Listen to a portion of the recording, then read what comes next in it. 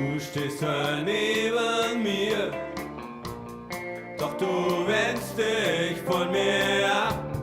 Blicke treffen sich, doch Worte werden nicht gesagt. Es ist noch nicht vorüber, so viele Worte nicht gesagt, so viel noch nicht besprochen, so viele Taten nicht getan.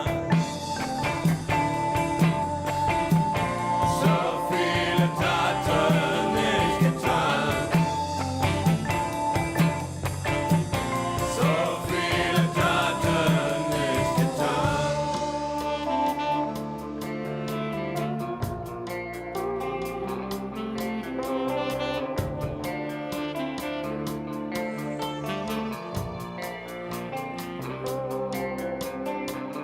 Du liegst da neben mir, doch du drehst dich auch nicht um.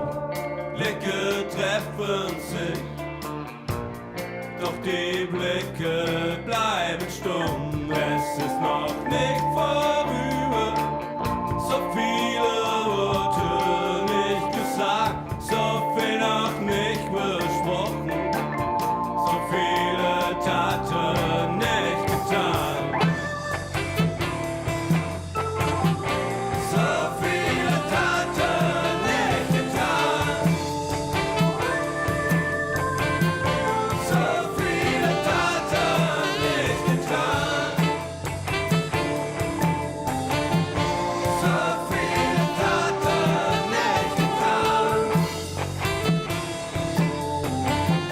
So viele Taten nicht getan.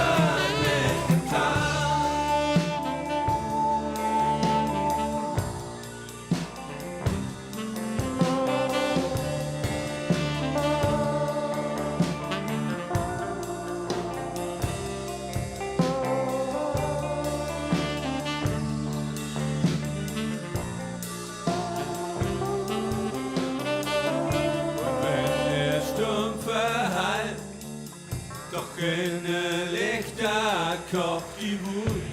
Alles ist ganz kalt, doch innerlich da kocht die Wut.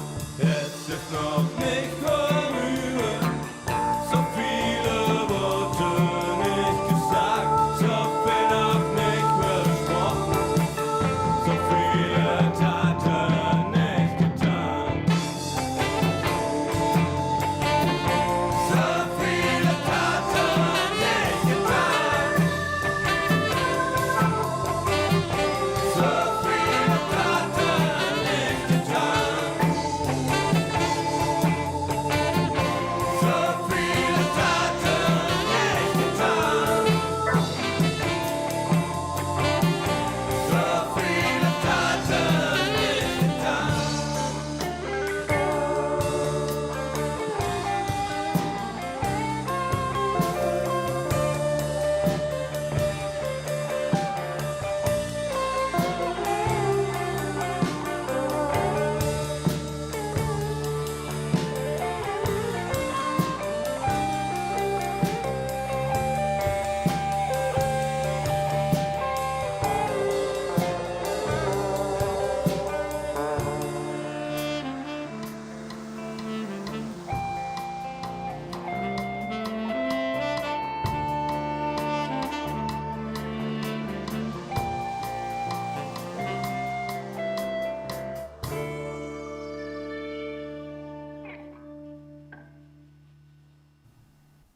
Good evening, my dear friends and family. Operator Starsky here. So we will have another stream, and tonight we will just talk and chat. And I would really like to share my impressions from watching the Kyiv of Mine, because I just finished watching it, just literally a couple of minutes ago, and I really wanted to share my thoughts, and that is one of the reasons why I didn't invite DW or Ronnie or other guys who were involved. That's just my thoughts, my impressions from this movie that I wanted to talk about, because this one is absolutely must see, and I'm talking specifically about this one. You can find it on a YouTube. It's right there. It's also in the description, guys. If you follow my channel, and there's a reason you follow my channel, first of all, because I'm a Ukrainian, something's stuck in my sock. My God. So if you follow Ukrainian updates, if you want to learn more about Ukrainians, please do. Please go and subscribe to this channel and watch those series, because this is must watch. All right, this is must see. First of all, hello Ali and our brave moderators there in the chat already: Gunnar, Sapnul Knife, Kaimo, and Deborah. Chester, hello my friend. Wayne, hello as well. Salt of the Red Earth, and Erin. And it wasn't me. Guten Abend. Duncan Ladybird, totally insane. Also, Nurse Sean, hello to the beautiful North Carolina. I have a lot of friends, by the way, in North Carolina. Also former colleagues from there. Totally insane, Lisbeth Gardner, Glock Guy, always a pleasure to see you, my friends. Totally insane, Christophe, hello to beautiful Canada, Bob Fry, Keypool, and the real Vladimir Putin. Also Keith Kane and Paul, and I hope I didn't miss anyone. Shaina, hello, hello. Inge, Elvin Archer, hello, my dear friend. Rosalind and Russell, and I think I mentioned, Keltenberg and Matt, hello, my dear friends. So, this one, all right, this movie is absolutely worth watching. It consists of several chapters. I had, Stephen, hello. I had a lot of thoughts. I didn't write them down because I'm stupid and lazy, and I will just try to recall what I was thinking about. But generally, on this channel, you can see 3 chapters, right? There's Chapter 1, The Ukrainian Dream. Chapter 2, it'll be over in 3 days, hopefully. And Chapter 3, Holding On to the Summer. I'll probably start with the very first one. It describes Ukraine in 2018. Average, hello to the beautiful Sweden, and ex-Stelis, hello as well. Cindiana, hello my friend. Chapter number 1 describes Ukraine in year 2018. It describes the life in Kyiv, actually. And I'm sure that, oh my God, sorry. I've been streaming for several years, literally sitting on this tiny fishing chair. You cannot see it really well from here, but it's kind of tiny. Like when I sit, my knees are like as high as my shoulders, probably. I really feel like giving birth, all right? But 2018, I will tell you 100% if you want to learn more about Ukraine, and specifically about Kyiv, because Kyiv is a very interesting city. It's in the middle, all right? It's in the middle between West Ukraine, which is very special, it's very conservative, and East Ukraine, which is also very special in its very own way. I would say rather conservative as well. People speaking different languages in most cases. Also middle and southern Ukraine. Kyiv is in the middle, all right? And what makes Kyiv special is that you can easily compare it to Berlin, for example. Because if we talk about Berlin, we are talking about the mix of cultures, the mix of political ideas, a mix of all sorts of nations, national minorities, different people, and this mix gives birth to something anarchic, probably. I don't know how to describe it, but something very, very unique, right? Something that you can only find in this specific city. Berlin is not like München, not like Düsseldorf, not like Hamburg. It's very, very unique, all right, compared to those. 2018, Totally Insane was created. Well, happy birthday, what can I say? Kyiv is the same. Kyiv is a mix of cultures, of people, of minorities, of religions, of perception of the world, of ideologies, of all sorts of things. And of course, Kyiv is very unique in a sense that this is the oldest city in our part of the world. Basically, everything started from Kyiv, all right?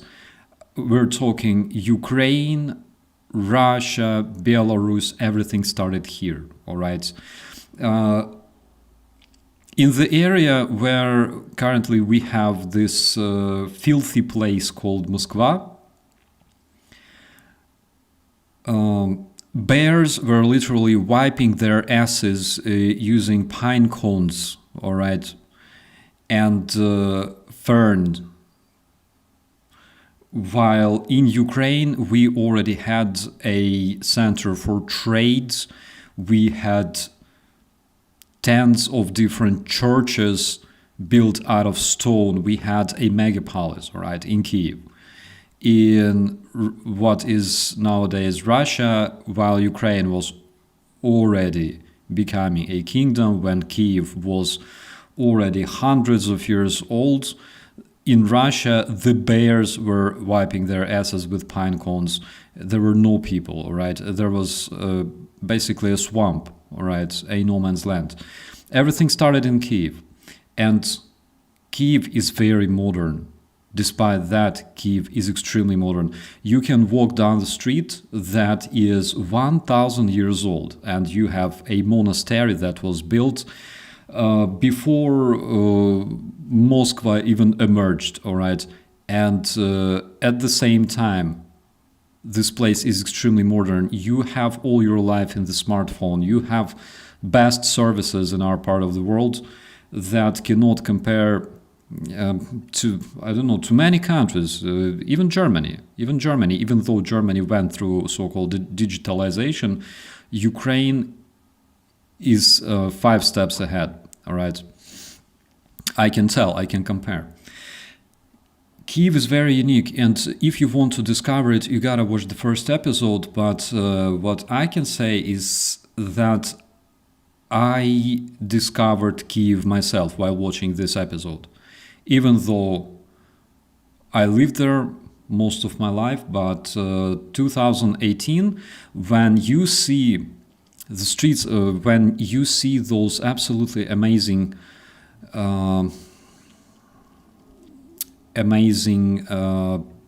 places in Kyiv, all right, like all that beauty, when you see all that, when you see people on the streets having fun and going to the restaurants and spending time together and dancing in the park and stuff like that. 2018, I was running in some tree line like a motherfucker with a rifle. All right, so I don't really know that part of life myself. So I was discovering Kyiv as well through this series. It was a very interesting trip because the life that you can see on the screen when you watch the first episode, that all that life, all that picture, Kyiv shot from different sides, all right, showing different people, showing people with different experiences that are interviewed for this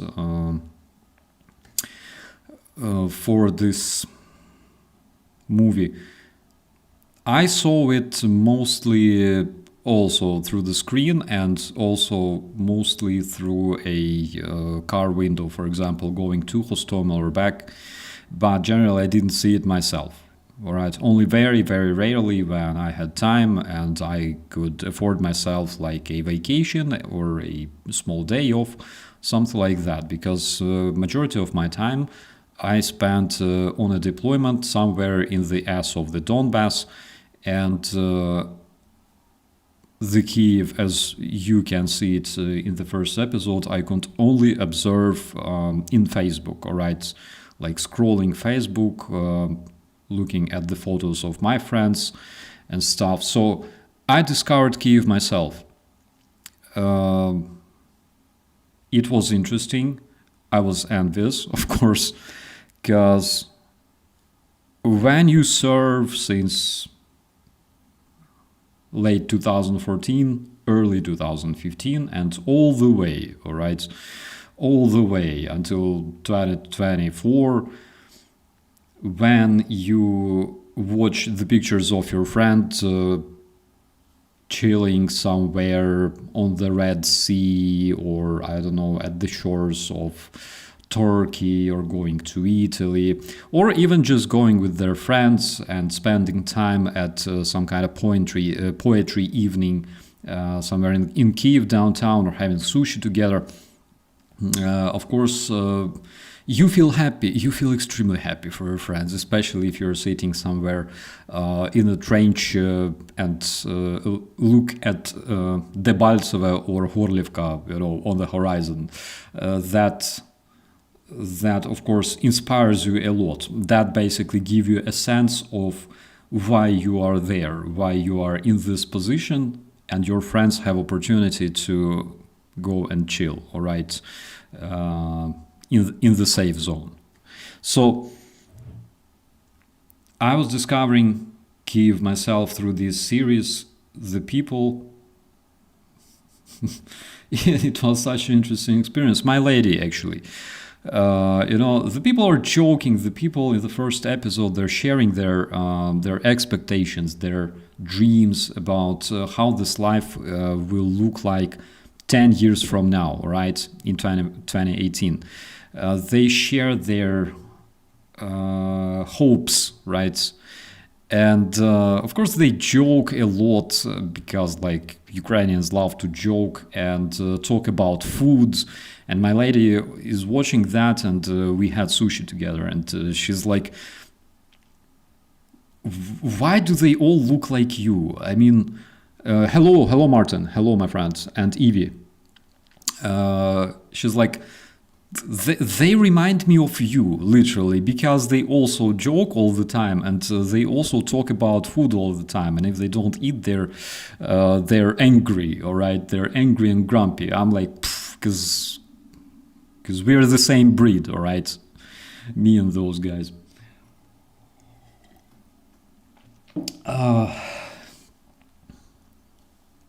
And of course, the first episode is absolutely full of images of places that are dear to me, where I've been so many times. Park Shevchenko, Kyiv downtown, Khreshchatyk, Maidan, everything. And it was very interesting to see those places.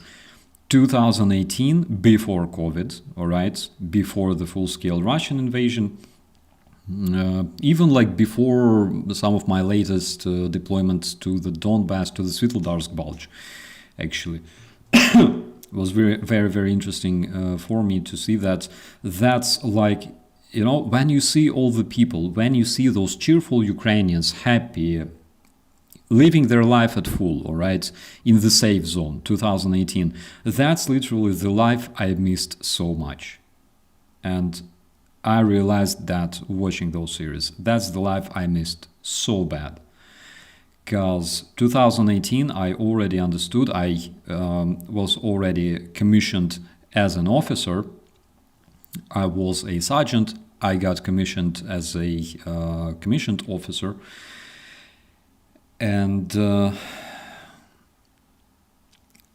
I looked at that sometimes in the Facebook, and I thought, that's the life that is now so far away from me. I'm not gonna lie, I've been to different events, all right, like peaceful events, off-duty events. Like, for example, the Art Arsenal. Sometimes we have this event taking place in the Kyiv downtown. There's all sorts of publishers, all sorts of musicians, writers, authors, artists, all sorts of things, all sorts of people doing all sorts of art things. All right. I'm so drunk, Nandos. I feel you, my friend. I am not drunk, but tonight I'm not having coffee. I'm having Ich habe Schweppes. It's really good. I've been to those events with my friends, with my civilian friends mostly, and honestly, the feeling I always had was, I would love to live this life like my friends do, but at the same time, it feels so distant, or how to say it, like when you see a person you don't know, it's a stranger. And if we're talking about the life or thing you're looking at that's not familiar to you, or I just don't know how to explain this, because my English is not my native language, but I always felt like that's just not my environment. That's just not my lake, all right? And I feel hard time swimming there. So chapter number 1 is inspiring. Chapter number 1 gives you opportunity to understand who we were before the full-scale war, before COVID actually, because it's 2018. Chapter number 2 is dedicated already to the war times. It was made during the 2022, and it explains the path of those characters, all right, and the path of basically the Ukrainian nation during the war. And in the I think in the second chapter they were showing like Ukraine that went through 3 different revolutions. 1990 it was Granite Revolution, or Revolution on Granite. The students were protesting against the Soviet regime. Then already in the independent Ukraine it was Orange Revolution, 2004, 2005. And then they showed the Revolution of Dignity, and I'm looking at all that, and I'm saying to my lady, holy shit, I remember them all. I've been there every single time. 1990 I observed, but I observed as a kid, but consciously, all right? My father was there as well. All of my family members and friends of my family, they were there. 2004, 2005, I was there. We had a peaceful protest, but at the same time, some of the thugs were also involved. There were provocations, and we were there as security forces. And Revolution of Dignity, I was also there. like, I remember all that. Holy shit. It was interesting, and also good reminder of how it all started. The Russian thugs who didn't protest against the war, who just, even the Russian opposition that just silently tried to escape, all right? They just silently bought a ticket somewhere in Europe, took their things and ran away. Mercado is also live. I have to choose. This is unfair. Andre, I don't know what to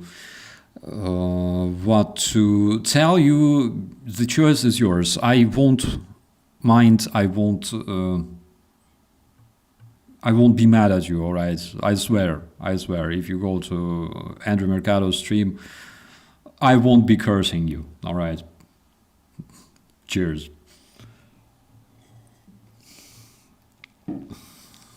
Second chapter is a good reminder of how it all started, what sort of bullshit the Putin was saying, what sort of bullshit generally everyone was saying, that there will be no war, all right? And again, I tried to remember what I felt during those very first days of the full-scale invasion.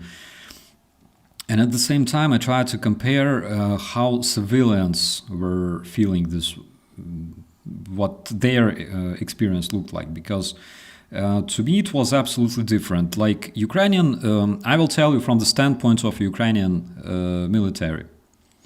All right, we woke up, there's explosions, but there's nothing new to us, because I arrived to my base, I can see this amazing crater, all right, in the orchard from the Russian cruise missile.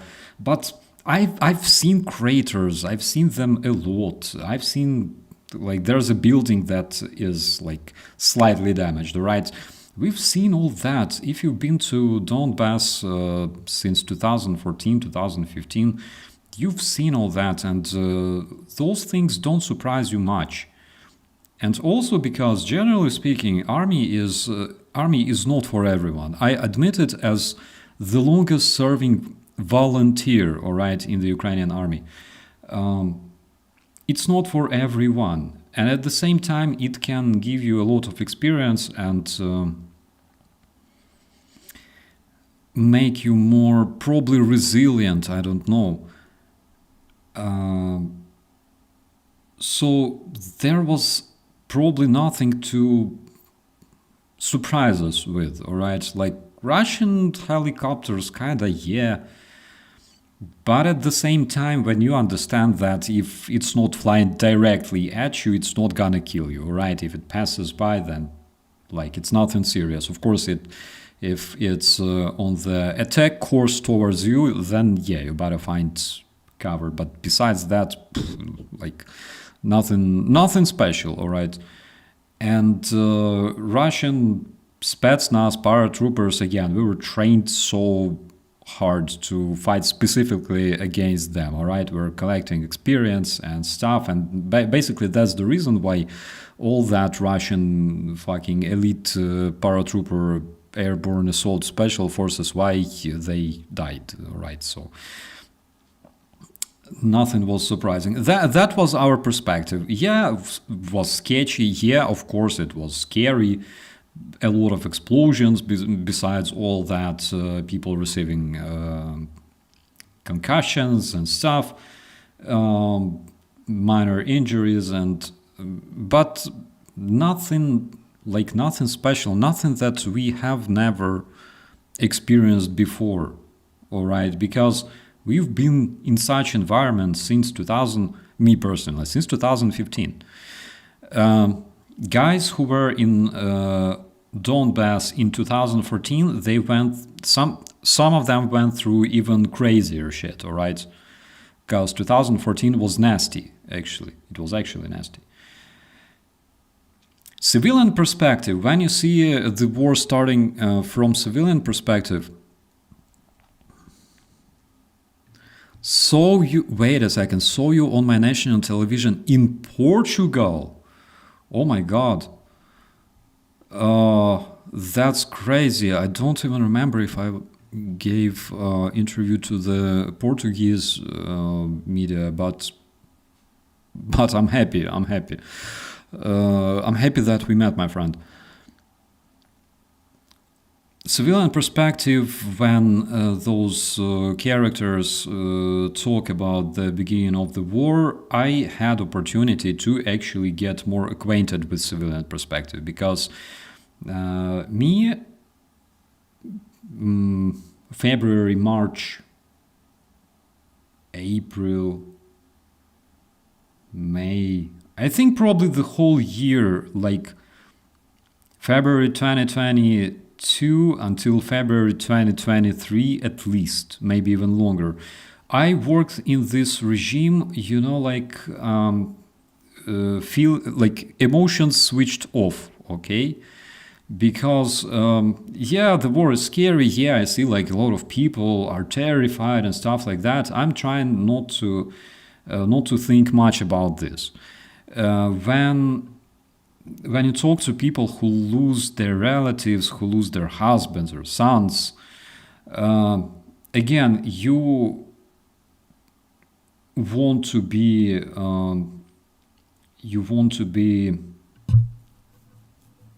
sympathetic. Of course, you want to be friendly, you want to comfort those people somehow, but at the same time, you don't let this inside yourself because it will destroy you. And in this second episode, I had opportunity to understand what the civilians were actually feeling, all right, when the war started. So, of course, to them, because they didn't have this experience of what is going on the war, because they didn't have this understanding of what the weapons do, what actually happens during airstrike or artillery strike and things like that. Because they didn't have all that, of course, they were afraid so much. We are always scared with things that we don't know, all right? And especially if we're talking about war. So it was an interesting experience, and again, good reminder why we should deconstruct the terrorist federation completely. It's a must, all right? It's a must. There is no way Ukrainians can feel safe, having the terrorist federation there on the other side of the border, or even occupying a bunch of Ukrainian territories. Nobody will feel safe. And people who say that you guys have to have peace, all right? You have to just hug. I would like those people to explain how exactly you hug rapists, how exactly you hug war criminals, maniacs, people who came into your home and killed a lot of your family members. How exactly do you hug those people? Tight or not very tight? Do you hug them, like around shoulders? Do you pat their back or something like that? Because I don't have this experience. I need somebody to show me, all right? Somebody who has this experience of hugging, for example, their rapists, murderers of members of their family. I want them to show me exactly how to do that, all right? And if they don't have that experience, then my advice just to shut the fuck up and don't talk about things they don't understand. That's my position. So it was interesting, it was a reminder, it was a new experience. And then there's the third chapter made in 2023. And 2023 summer, I remember this summer, I met so many friends. Oh my God, I met... 2023, I met Johnny FD, I met Mercado, I met Brandon, I met 100 people from all around the world, all right? And to me, it was interesting to see some of the guys that evacuated from Ukraine in 2022. They returned back in 2023. Me, myself, summer 2023, I spent a lot of my time with people from abroad, with absolutely different people. Then August, right before the Independence Day, I went to the deployment in the area of Chasiv Yar, Bakhmut, that direction, together with Max. And I returned around the Independence Day, so that was interesting as well. Memories returning, and the Hryshchatyk street full of the captured Russian tanks. I remember that one because I think I even made a skit in my shorts from that very place. I think that some of you might have watched it. So again, it was a very interesting and good reminder of what was going on, and at the same time reminder of how the war changed itself, because 2022 was nothing like 2023, and 2023 was slowly evolving into 2024, into all that drone warfare. And even 2024 cannot compare to what is happening in Ukraine now, both in the free territory and on the frontline territory. It's like completely different thing to what I have experienced last year in winter. That was absolutely different thing from what Ukrainians are experiencing now, all right? So it's crazy. At the same time, again, good opportunity to understand that Ukrainians are resilient, Ukrainians are fighting like one with whatever they have and wherever they are, all right? So they are resilient, and they keep fighting against the Russian invaders. And also liberation of Kherson, again, because I'm not wearing uniform, and because I am not a military anymore. I tried to count how many times Starsky cried. I think about 3 or 4, all right, during watching these episodes. Liberation of Kherson, it was absolutely insane. Insane for all Ukrainians, the people on the streets welcoming Ukrainian soldiers, and just to imagine the fact that those people on the streets, they were protesting against Russians. They were going on the streets with the Ukrainian flags. They were telling Russians to carry the fucking sunflower seeds in their fucking pockets. And then after approximately half a year of the terrorist Russian occupation, they finally see the Ukrainian soldiers, Ukrainian military coming to the city.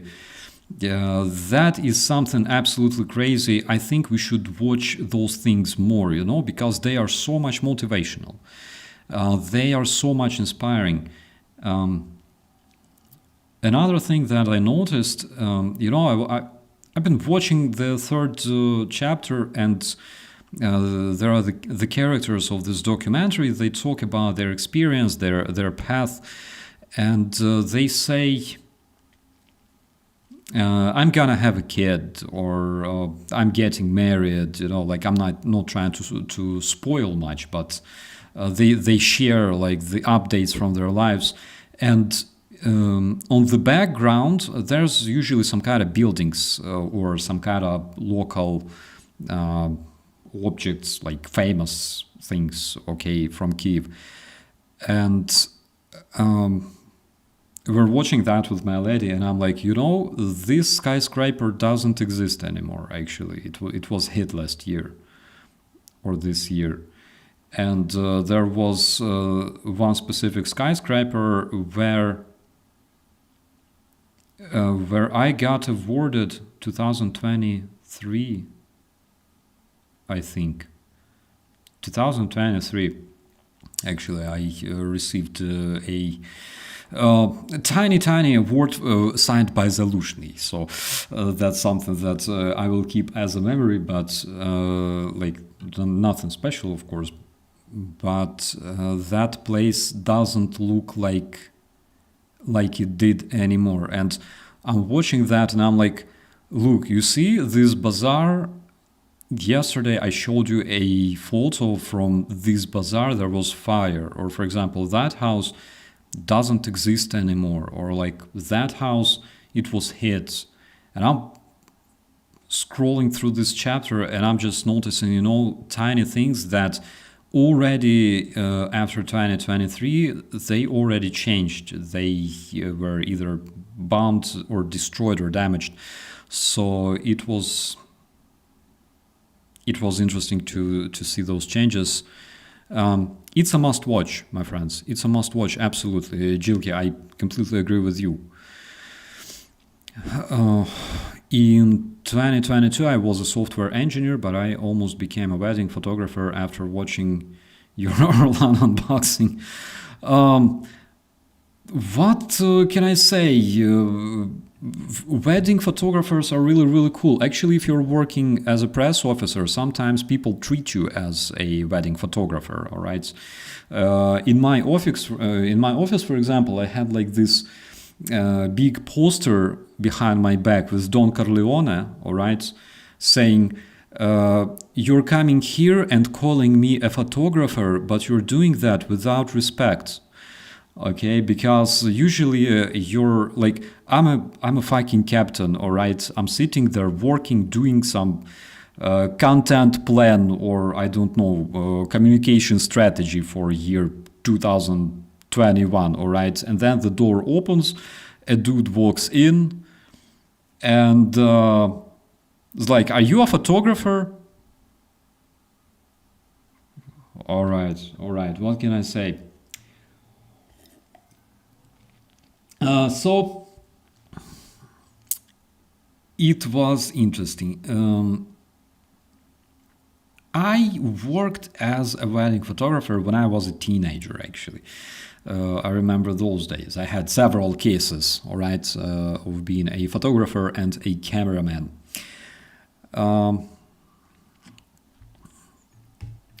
Be my friend, Captain Starsky. Unfortunately, I cannot do that because we are already friends, all right? So in order to make it possible, first we gotta stop being friends and then we gotta start being friends, all right? Wedding photographers are redundant. Yeah. So, third chapter was interesting. It was inspiring. It was very, very fresh in my memory. 2023. That's basically the most recent memories that I have about Ukraine.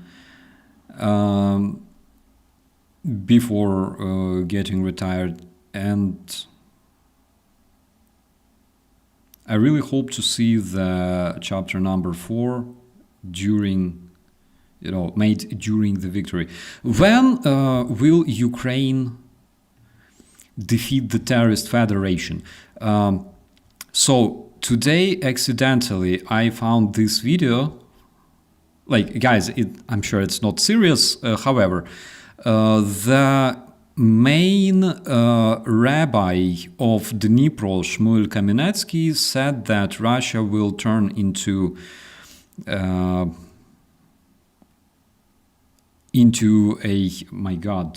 DPRK, and the war will end 15th of January 2026. I'm like, what? Like, I don't really believe in things like that, because in Ukrainian media, for example, we have this habit of reposting things like people want to know, people want to understand. They don't realize that Oliver, the documentary is called Kyiv of Mine. It's in the description.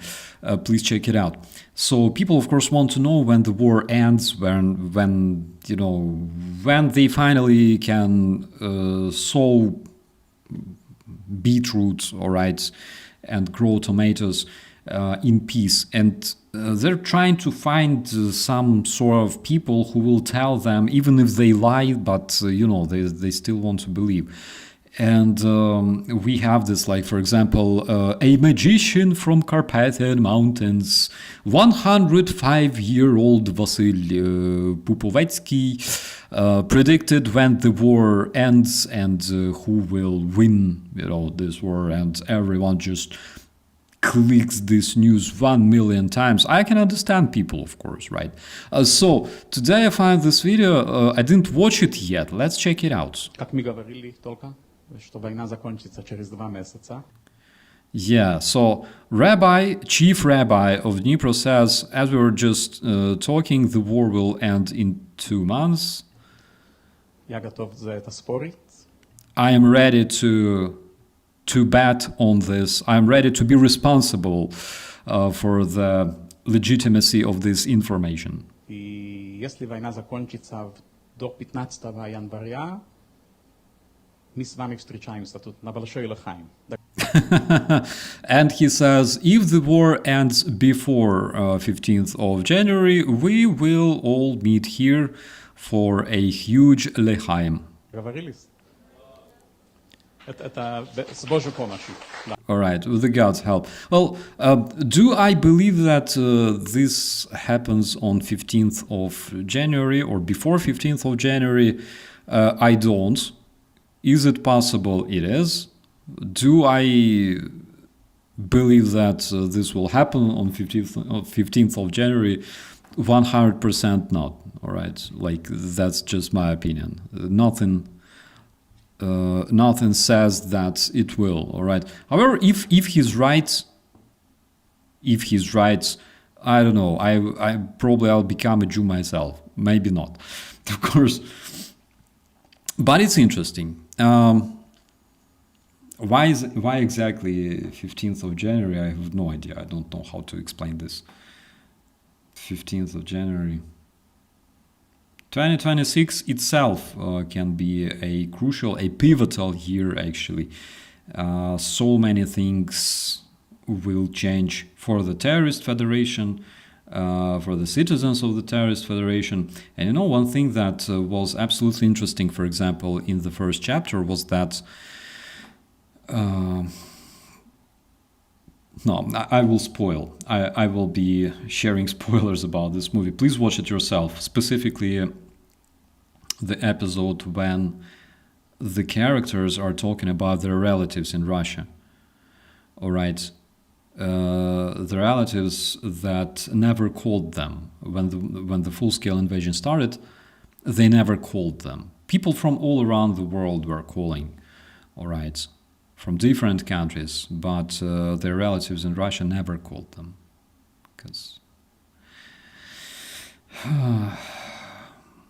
Because the Russian terrorist regime should be deconstructed. And we will do everything possible to make it happen.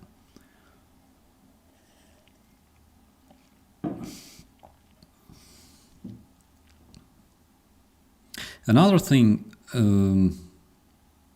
that actually made me feel very, very unsettled while watching this documentary is that I realized that 2018 we were celebrating, we were relaxed, we were building plans about future, about tomorrow and everything else.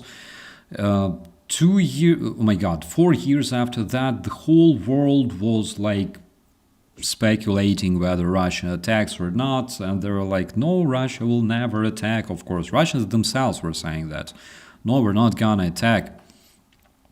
Then 24th of February, whole Ukraine is in fire, all right? I have a very strong feeling that Europe is currently like Ukraine in 2018. I have a very, very strong feeling about that. Very hard to explain, but at the same time, looking at the processes that terrorist federation is funding inside of the European countries, I think that they are preparing people here, people in the European countries, for the same fucking shit. And that is why I don't know.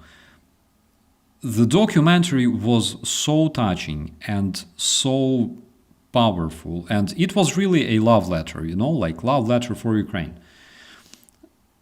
And love letter from Ukraine as well, because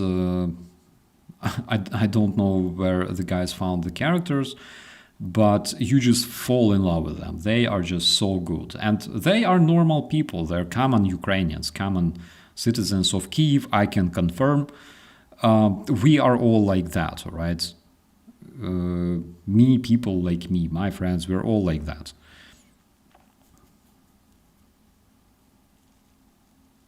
And it was really good. But I had such a mix of emotions watching this, literally from my own experience, all right, from my own standpoint. So yeah, it was a mix. It was a mix of emotions, mix of memories, mix of different feelings that I thought were long forgotten, but turns out that they're not. You gotta watch this one, my friends. You gotta definitely watch this documentary. Also, let me know. Let me know if you liked it. Augustinus, hello to the beautiful Indonesia.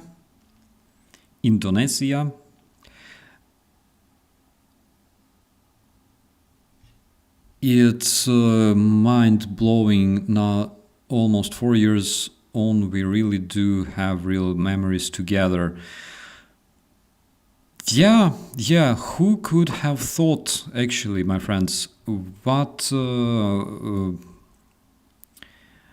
surprises me the most is that there are people in the chat that we talked with, I believe, during the very, very first stream together, right? And I remember that day. When the Kyiv was still under siege, when our heavy artillery was shooting at the Russian battalion tactical groups in the Kyiv Oblast, in the area of Irpin, and I was outside sitting reading your commentaries. I remember that day very, very clearly. People asking things about Azov, what's the difference between Ukraine and Russia, all right? Do you speak the same language and stuff like that? Are you a Spetsnaz? Are you Ukrainian special forces? I'm like, I'm a press officer, guys. Like, I'm a simple guy, all right? I'm an office plankton. Sorry, I'm going out. It's the wine's fault. It happens, my friend. Don't worry about that. I hope the wine was good. Jilkia, I loved it. I cried a few too. Yeah, I feel you. Absolutely. Well, I didn't cry seriously, but I felt almost there, all right? I had a lot of very strong emotions.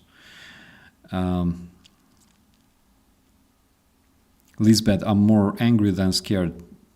Same here.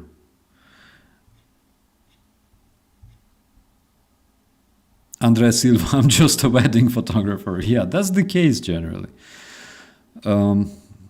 It was Education 101 for Ukraine. Everyone used to call it the Ukraine. Yeah. Kyiv and the Ukraine. Why the fuck the Ukraine? For example, Russians have this interesting habit of saying not in Ukraine, but on Ukraine. When they talk about things that happen in Ukraine, they say, on Ukraine, this and that happened. Or, on Ukraine, Russian troops advanced here and there and took Kyiv 5 times and sat on a battle 10 times, So they say on Ukraine. Traditionally, it's a derogatory way to refer to Ukrainians and our country, and Russians officially do that for decades, generally speaking. All right. Which, by the way, is fucking racist. All right, but what can we say? They are not a civilized nation. They are not. They don't deserve to be part of our community, all right? And I'm talking internationally. They don't. They fucking don't. They lost all the trust. They lost all the credibility, in my personal opinion. After all they did, there was one very, very good quote from one of the characters who say, sometimes people from abroad say, why can't you just give up, all right? But those people don't understand that that fucking horde that lives abroad, all right? When you cross the border, you don't just go to a different country, you go to a different civilization. Russians are fucking different planet, all right? In the worst meaning possible.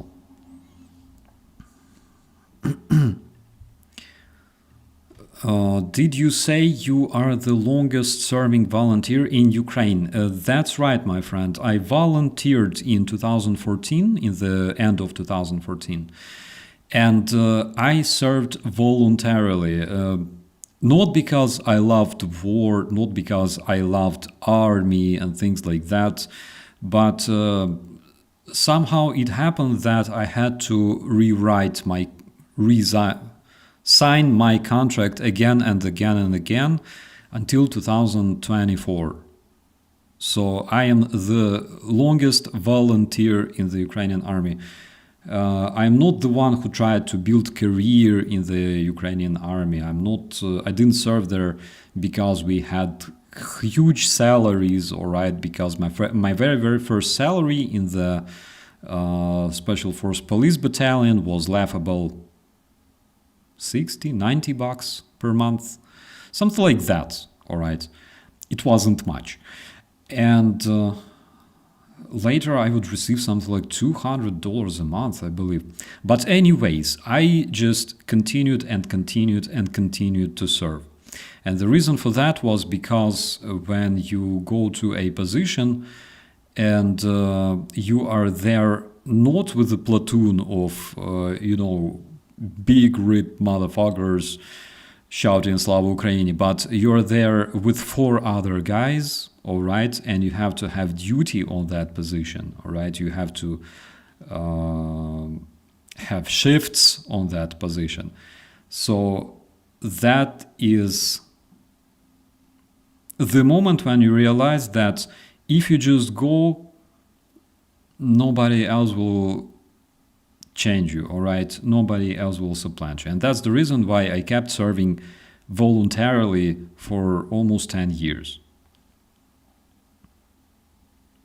which is a quarter of my life.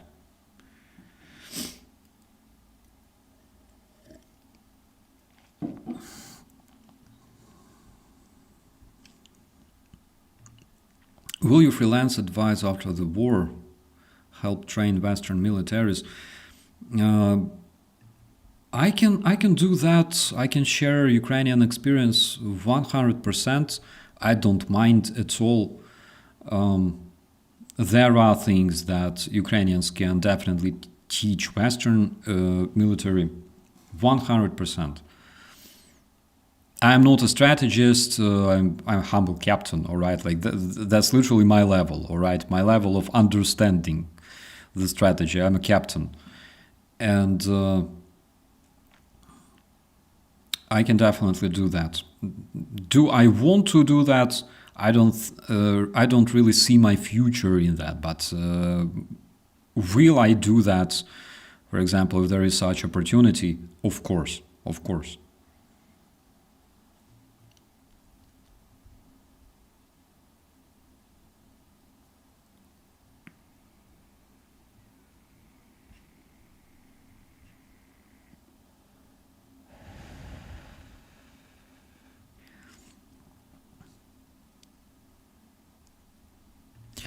What kind of losses are Ukrainians having? I think Zelensky addressed this already. Sorry, I cannot talk numbers, all right? Like literally you can... let's Google this actually, all right?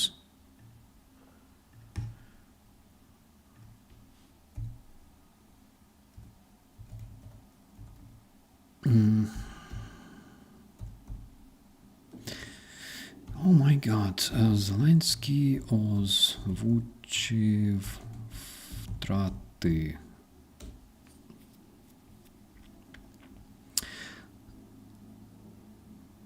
So, 13th of August this year, he said that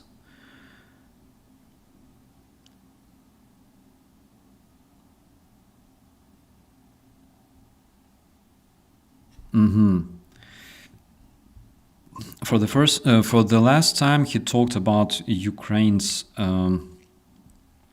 losses in February. So in August, he said that the number of Ukraine's losses compared to Russian losses is approximately 1 against 3, which to me looks completely legit considering Russian meat assaults and considering that Russians are attackers. Attackers always have bigger losses than defending army, especially if army is prepared and very much armed. But at the same time, one thing you should realize is that if we talk about comparison of the losses between Ukrainians and Russians have much higher death rates, all right? For example, the number of Russian killed versus Russian injured is like 1 against 2, 1 against 3, all right? In Ukraine, this number is absolutely different. In Ukraine, for example, we have 1 killed against 5 or 8 injured. The reason is that our medical service is incredibly better. In most cases, Russians don't evacuate their human material from the battlefield because, first of all, they don't have vehicles. If they don't have vehicles, they don't want to sacrifice those vehicles because there's plenty of Ukrainian drones. And third, if you evacuate the body, the Ministry of the Stolen Toilets and Invasions of the Terrorist Federation will have to pay compensation to the family, all right? And if you don't return the body, then this dude is missing in action officially, and he can be missing in action for 50 fucking years, all right? Abstractly speaking. So the Russian family will not receive compensation, and that is of course much better for the Russian economy because Russian economy is not thriving at all right? And as Braith says, absolutely, Ukraine doesn't shoot their wounded. We don't do that. We are not Russians, guys. We are so different from them. All right.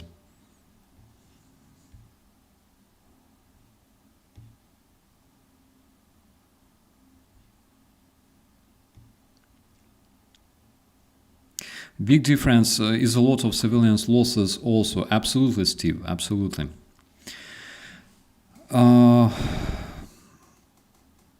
What is the best tank currently in Ukraine? The best tank that we're using, we have actually two, Bulat and Oplot. Both are modifications of T-64.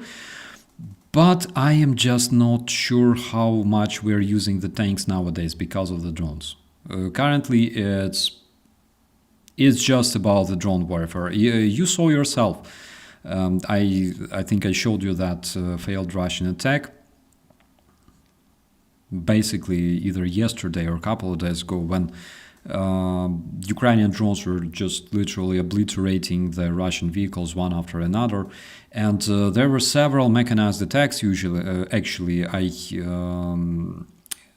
checked the news the other day. There was mechanized attack in the Pokrovsk, Sumy direction, and Dnipro and Zaporizhia, and they were just obliterated. All right, in the Zaporizhia area where the Russian propagandist was nagging about that because a lot of people first publication he made in his social media was that Russian army bravely fighting Ukrainian people on Ukrainian territory, we are bravely attacking in Zaporizhia, and blah blah blah, and those Russian rats in the commentaries like yay, glory to Putin, glory to Russia.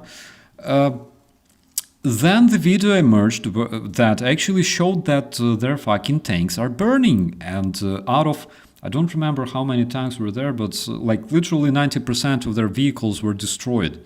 All right, and the fucks who jumped out of the vehicles, they were destroyed as well by Ukrainian FPVs. So this video emerged, and this Russian propagandist goes like, he has to justify this somehow, right? And he literally says, like, guys, what did you expect? You have to be prepared that, yes, you will see all of our vehicles burning, because generally that's the mission of Russian vehicles, to just burn, all right? How crazy is that? Like, the Russian propagandists are so funny. Like, when some shit happens, they feel like their task is to justify this shit, all right? The Russian mechanized attack was obliterated. Oh, people like sharing this video in the comments. What is this? What the hell is this shit? And he's like, what else did you expect? Of course they will burn. Like, life expectation of Russian tank is like 7 minutes, all right? And they explain those Russian slaves that it's basically their fate, all right? That's their mission, to literally go and die. Like, what else did you expect? That you will go all the way to Kyiv? Haha. You will die like everyone else, all right? Everyone will die. Everyone will die. That's the motto of the terrorist federation, of the whole Russian world. Everyone will die. That's literally their anthem, all right?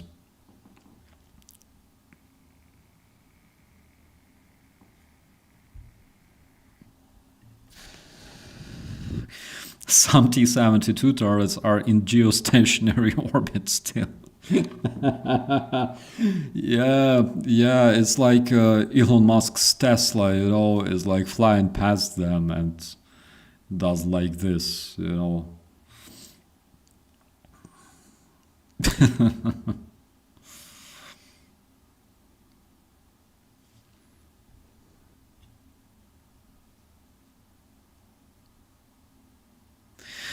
Oh, Russian propagandists, guys, this threat is insane, and it will only grow.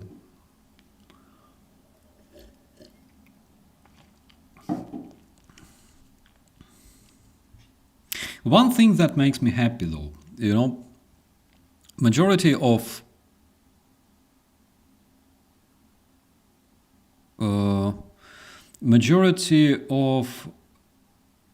paid propagandists, all right, not those who do this voluntarily, not like ideological ones, they will be fine, all right, but there's not many of them, actually. People who do that for money, and we all know their names, majority of their names, all right. So one thing that makes me absolutely happy is that when Russia starts to collapse, they will start eliminating people who know too much, all right? So they often do that. You can Google that impressive list of mysterious deaths of different Russian oligarchs, Russian CEOs, Russian general and stuff like that. But there's also another list missing, all right? The list of people who knew too much, people of lower level, all right, level of like local propagandist, Russian so-called war correspondent or whatever. Russell Bentley, one of the cases, by the way. Russell Bentley is a very, very perfect case of what sometimes happens to the paid propagandists. And when the terrorist federation starts to collapse, we will see a lot of interesting things, because Russians don't like people who know too much. And Russian FSB has a very big and long and rich history of teaching those people to fly out a window, drink Novichok or polonium or things like that, you know. So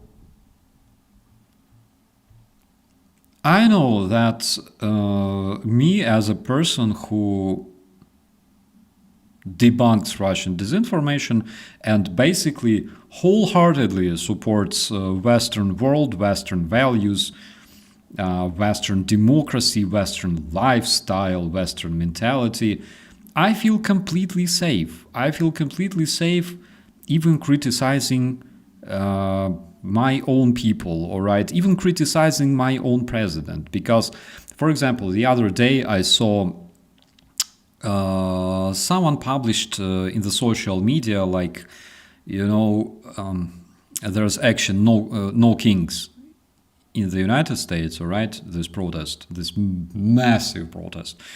And someone posted like a playing card with President Zelensky, like holding a sword, and it's marked that he's a king, all right. Ukrainians would be very, very upset about this one, all right, because even though he's our president and even though majority Ukrainians elected him and majority still support President Zelensky, majority Ukrainians still have like some of the highest ratings of trust towards President Zelensky. But we don't support these things because Ukrainians don't have kings, all right? We don't trust our authorities, all right? We work together, but we are very suspicious. So I would be feeling very upset if I saw such thing, like, yeah, we support our president. Of course, he does great job, actually. Besides all the facts, that take place, for example, in other spheres of Ukrainian life. But internationally, he does great job and things like that. We applaud, we support him, and yada yada. But we don't turn him into a divine creature, or right? He's not God and he's not king. He's a simple man. And Zelensky himself would 100% support this, because Zelensky himself, he's not narcissist, all right? He's a simple dude from Ukraine, from Kryvyi Rih, actually. By the way, place where I was born as well. In my documents, it is said that I was born in Honcharivska, Chernivska Oblast, but the fact is I was registered there, because when I was born in Kryvyi Rih, they didn't want to register me in Kryvyi Rih, because my father was stationed with his regiment in Chernivska Oblast, and basically we were registered there. So they told him to literally take your fucking newborn, go half Ukraine, to your freaking Honcharivska, and receive your birth certificate there, all right? Fuck you.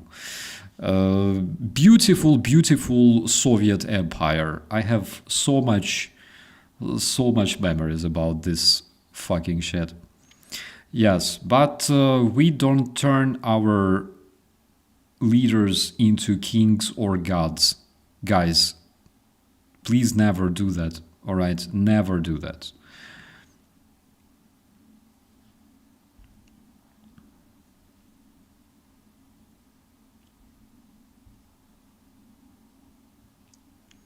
Same with the King of England. Yes, by the way, he has no input in politics.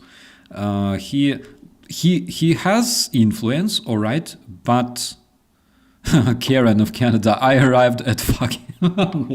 I'm so sorry. I need to stop cursing, seriously. I noticed that I curse so much these days for some reason. I don't know, probably something happens subconsciously. Probably you can tell me, because I cannot really see myself from the side. So... King in the United Kingdom actually has international influence, let's say as a public figure, all right? So it's not like he can directly influence the politics, but internationally, for example, or being a symbol of the country in some way, to some extent. The king represents Britain, so yeah. Something like that.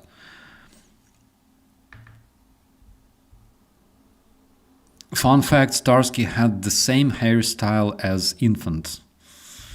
Oh my god. When I was an infant, I had white curly hair, alright? And I can prove I have... Actually, why not? I mean, I can, right? Though the picture might be black and white, but I think I can prove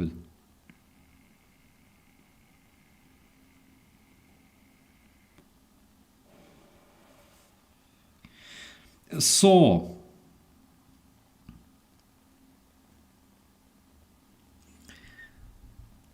unfortunately, I was right. So the picture is black and white, but the fact is that hair is blonde, actually. I mean, I had a blonde hair for some reason. When I was an infant, I was blonde. And I don't know why.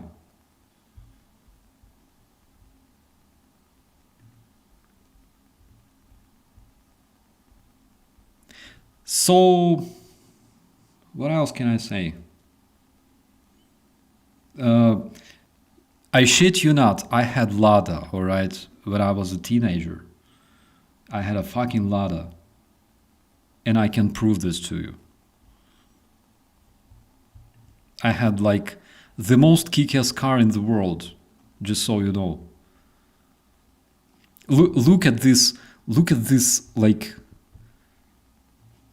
satisfied face, alright, behind the driving wheel. I'm like, I'm gonna have all chicks, alright, in my city block. After showing this photo in the social media. I was 16, actually. Yeah.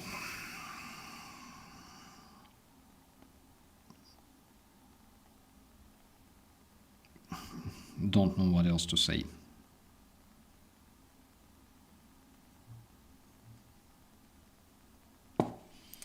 Those were fun times.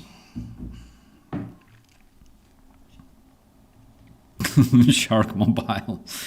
Yeah, it was way before that, alright? Way before sharks and everything else. No Zhiguli. But Zhiguli is Lada, or not? Zhiguli generally, it is Lada itself. Lada, Zhigul. That's the same stuff.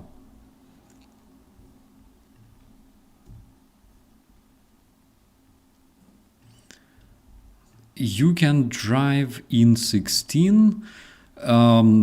Yes, you can, but you will be in trouble for that, as far as I remember.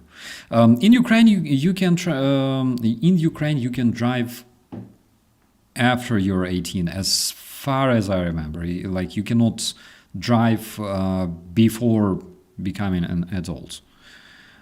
Because it's logical that if you become an adult, you can have full responsibility. When you're 16, you only have partial responsibility in frames of the law. Yeah, Dan says that Lada was export Zhiguli, so that's the case.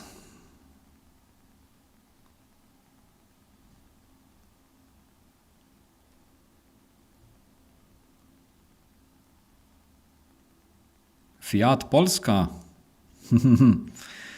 No.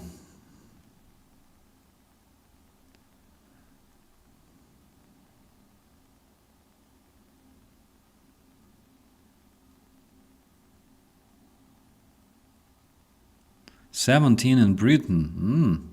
What's the adult age in Britain? Because in Ukraine, for example, you receive passport when you're 16, but you are considered adult when you're 18.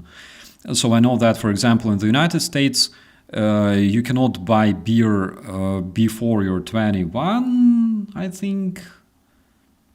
I believe in Ukraine you can do that when you're 18. Or at least you can buy cigarettes when you're 18. So yeah, 18 years old. Yeah. I was driving on the range at 9. Farm kids are crazy. Ali, you are such a skilled person. I mean, 9 years old. I remember I literally I was driving a car, also Zhiguli, when I was like 5, all right? But that was a toy Zhiguli. And Ali, you would love this one, all right? So I had like a green metal car, all right? It was a copy of Zhiguli. You sit down in it, and there's like 2 pedals. And when you move those 2 pedals, the car moves. But it's a legit car, like with everything, with like seat. It's a cabriolet with seat, with driving wheel, with like this signal, with everything else. I think even with the glove box. It's so cool. Dan, I'm literally having the Schweppes, all right. So I will buchheit Schweppes, if you don't mind.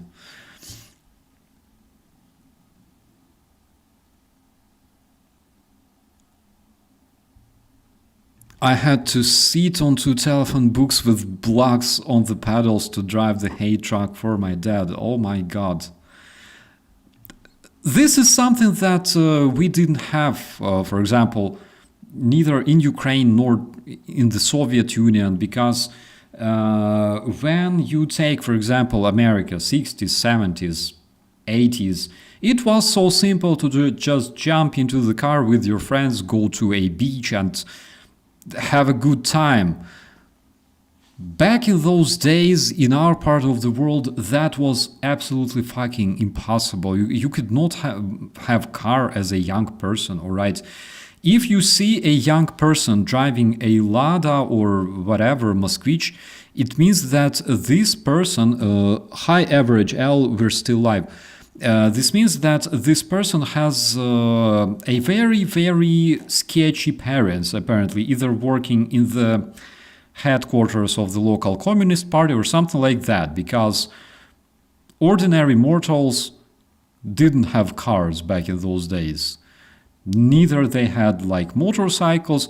Some people had motorbikes, but it was like generally, not my bike. It's like my grandpa's bike, And people who remember Soviet Union, they like only the people who were young had strong erection and good health back in the Soviet Union. Only those people can love it, all right? That's the only reason people have like good memories about Soviet Union.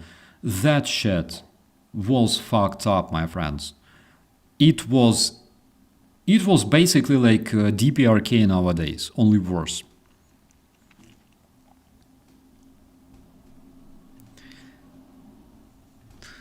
At 16, I stole his mother's car to go smoke drugs. Oh my god. We had different ways of spending good time, my friends. There was a waiting list. Yes, there was a waiting list in the Soviet times. Waiting list for like car, apartment, and stuff like that. And by the way, people who say that, oh my god, my grandpa in the Soviet times was in the waiting list and we received this amazing 2-room apartment that has something like 30 square meters, all right? They are fucking insane, all right? Because those apartments are so bad. Like when you look at Russian so-called Brezhnevka, Khrushchevka, Stalinka, they're so bad. We have a lot of them in Ukraine, actually, and those houses are falling apart. They're bad. The way they're built is absolutely insane, all right? And it doesn't matter, even if you make a good renovation inside, and inside it looks like a palace, still, it's tiny, because it was built for like ordinary mortals, all right? It's tiny, and on the outside, it just falls apart so bad. I hate those, all right?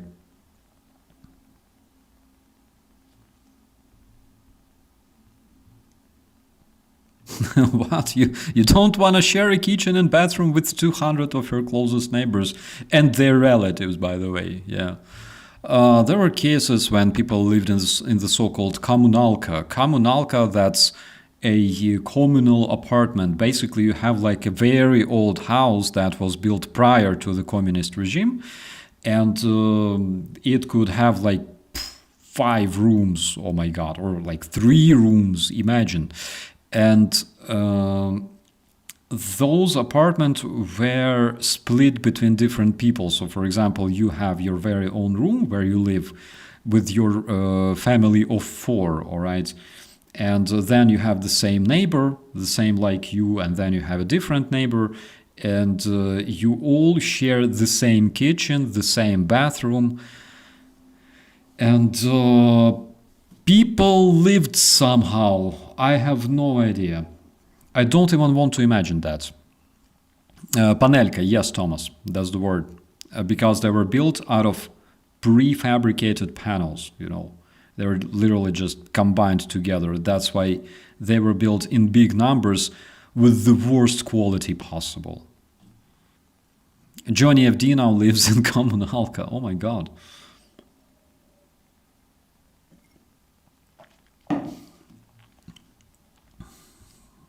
Like, me nowadays, I would not care, all right? I would easily share my living space with, I don't know, 10 other people, because generally when you live in the army, you share your living space with 120 other guys, all right, that are not related to you at all. And they all have different problems, they all have different diseases, they all have different mentality, different features, different traits, so to say.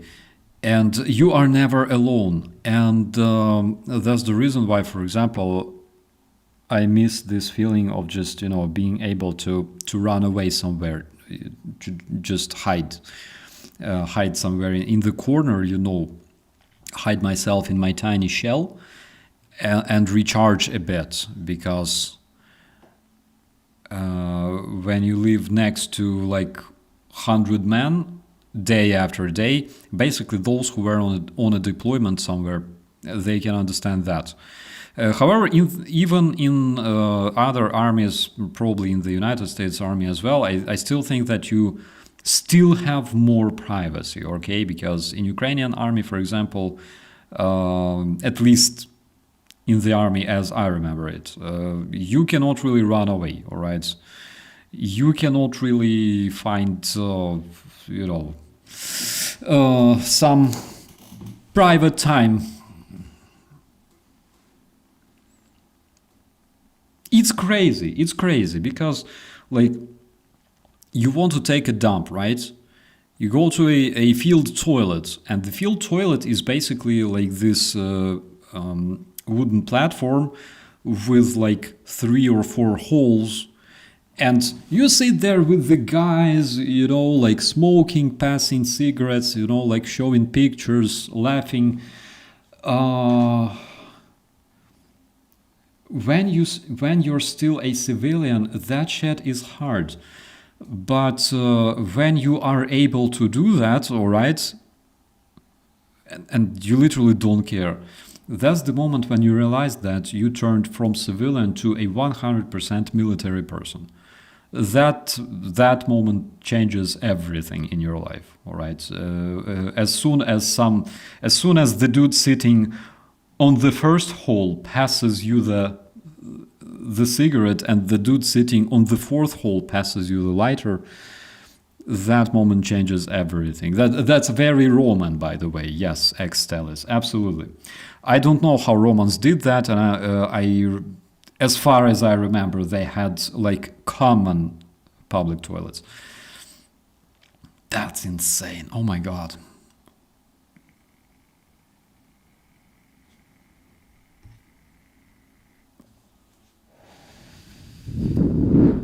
Boys do be gross.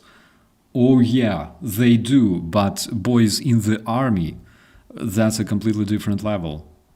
The grossness of my kind in the army, that is just such a different level. We do such things that would probably make us very, very ashamed, you know, in the civilized public. But in the army, you just don't care.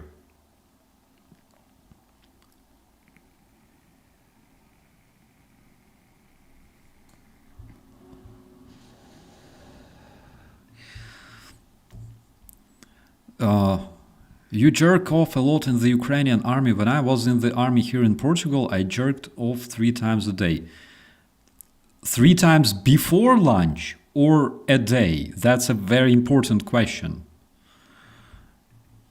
Because like three times, my friends, there's a reason why we all have such strong arms in the army. Because we have to carry a lot of different things.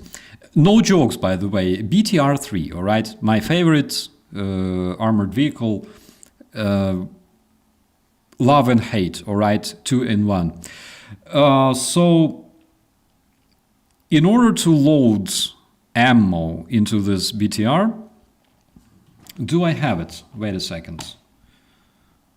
Let me see if I have a picture, because it's always better to like... Yes, I have it. Just a second.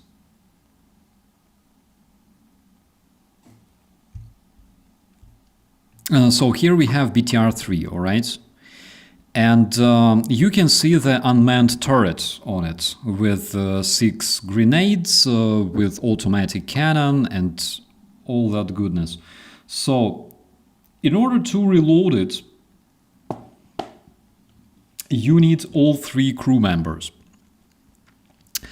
You all go on top of this vehicle, all right? One guy sits below, one guy sits on the gunner seat with the key, and he turns like he turns the mechanism. There's this mechanism that when they pass the ribbon, I don't know, we call it ribbon, with the shells, all right? He passes it through like tiny hatch. So you gotta put it in the basket, all right? And you gotta turn the key to make it happen. So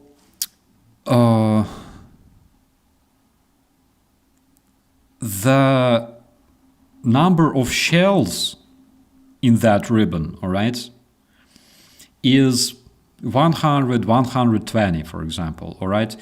Each shell weighs 1 kilogram. So, how much is that? How do you think? And you have to be extremely fucking strong to be able to literally drag all that shit on the armor, on the top, all right? So the dude from below passes you all that goodness, and you drag all those shells on top of the BTR, all 100 or 120. Each of them weighs, that's 30 millimeter X-Stylus. Each of them weighs 1 kilogram. So it's basically, if there's 100 shells there, it makes it like more than 100 kilograms actually, because the weight of metal, by the way. Just a second. ZTM1. Yeah, ZTM1.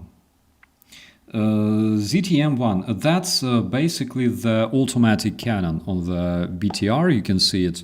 Actually, it's a copy of aviation cannon. So basically that goodness, that automatic cannon is usually installed on the aircraft.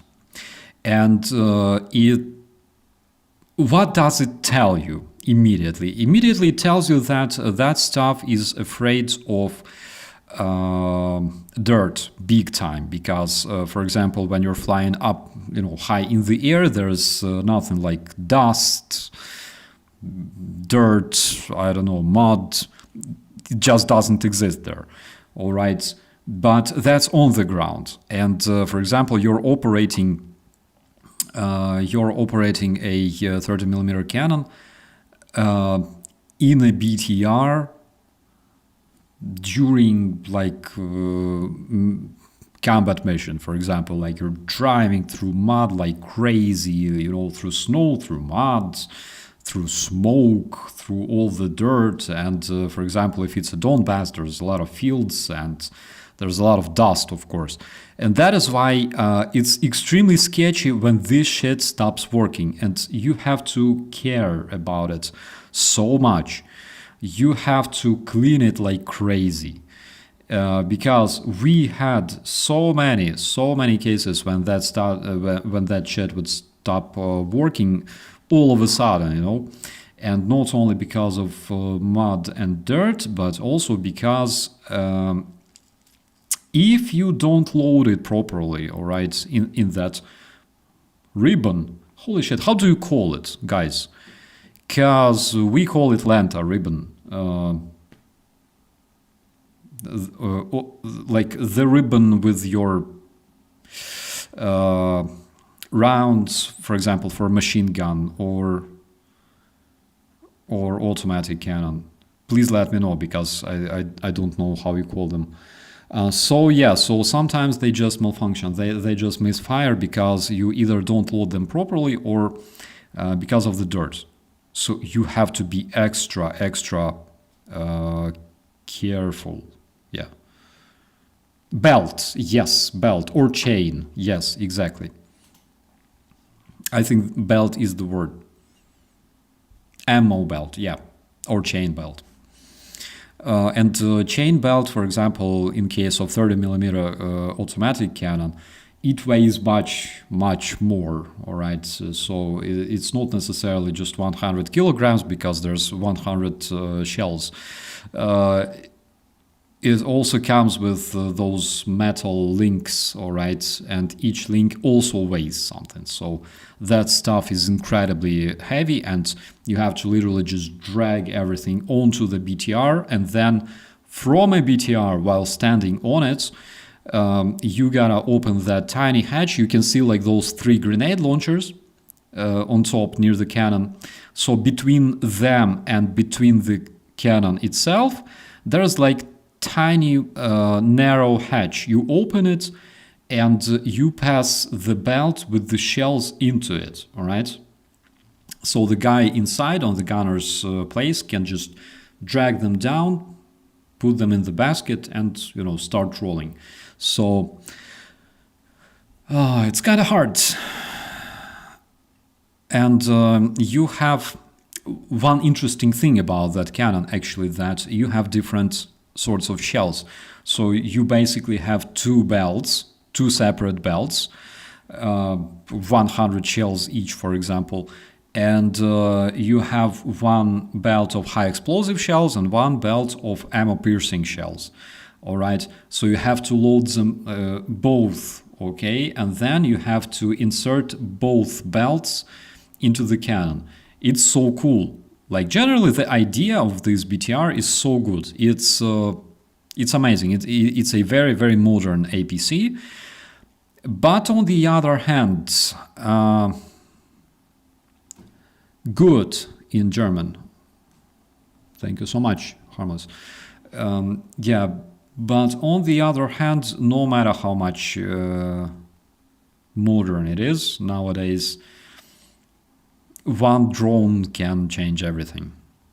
So we are entering such a crazy phase of war or civilization, even, I would say, that we will probably have to change the very concept of the war in the nearest future. The very concept, because I think that we will participate, specifically as humans, we will participate less and less in the action. On the other hand, who knows? I don't know. I cannot predict everything. Are the grenades smoke grenades? Yes, Andrea. They are smoke grenades. You can see them there. There's 6 of them. So you basically shoot smoke grenades approximately 100 meters away, and they work very nice. Ukraine has the BTR-4. I don't know about E, but BTR-4, yes, we do have. This one is BTR-3, and I love this one. All right. Well, the reason I love it is literally because I was trained to operate it. All right. I wasn't trained to operate BTR-4. Otherwise, I would probably love that one. But I like, I'm like faithful, dedicated husband. I like to stick with something I know or someone. So BTR-3 I prefer because it's faster than BTR-4. BTR-4 is more convenient than this one. For example, BTR-4 is much easier to reload. It's a lot of things are solved in the BTR-4 compared to BTR-3. All right, so it takes less effort, less time to reload. But at the same time, and also BTR-4 has the rear door, the rear hatch. So, for example, when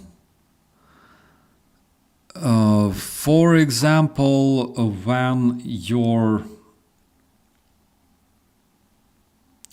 not the crew, the personnel sitting inside the BTR-4, when they disembark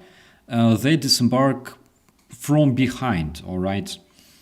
When they disembark from BTR-3, you can see the hatch open on the side of it, so it has 2 hatches on the sides, which in my personal opinion is kinda better. On one hand, of course, it's not as safe, right? Like going from behind, all right, disembarking from behind of the vehicle. But on the other hand, you are the infantry. This is your fucking job. Just jump out, lie down, and cover your BTR and your guys with your fire. All right, that's your job. That's what you're supposed to do. Okay, so in my opinion, that is better. And also, you can select which side to use. All right, right or left to eject the personnel from the BTR. So that's another point. BTR-4 is more interesting in terms of armor. It has kind of better armor. On the other hand, it is much heavier than BTR-3. And for example, the platform of BTR-4 is not really coping well with its weight. All right, so when you drive BTR-4, it screams. All right, it's working very, very hard. BTR-3 is a bit quieter, and in my personal opinion, like, it's not convenient, but it's tinier, it's lighter, it's faster, quieter, even though it's not convenient. And I would say more effective as an infantry machine. All right. The feeling when you drive this stuff and you literally shoot it while driving, because it also has a kind of primitive stabilizer. If you take a look at the turret, behind it, not seen from this angle, but generally behind it there is like this tube, all right, horizontal tube behind the turret, and that stuff is the stabilizer. So you have kind of stabilization, not as good as in a tank, of course, tanks are much more supreme in terms of stabilization. But still it works, it helps you, all right? When you're jumping, you know, in the field somewhere and trying to open fire, kind of helps you, all right? So the feeling is so good, I don't know.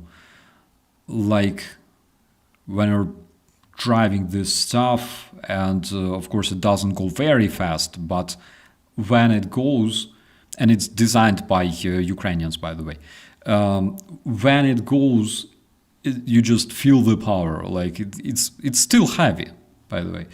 And then you see, for example, like a target. I remember we had a lot of practice. We were shooting at like the body of BMP, all right?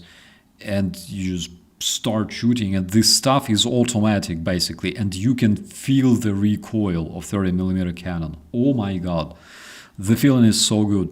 Is Striker vehicle better? I can say that possibly yes, and I didn't drive Striker myself, I didn't operate it, but from the guys who did, I know that they are much more advanced, actually, and I believe they even have better protection. How quickly can you empty the belts? Oh, so if we're talking ZTM1, the tempo of fire in ZTM1 is 330 shots per minute. So it's not 600, it's not 900, it's relatively slower. So it's 330 shots, but it's pretty fast. So 20 seconds basically and your belt is empty. If you have two belts, less than a minute generally.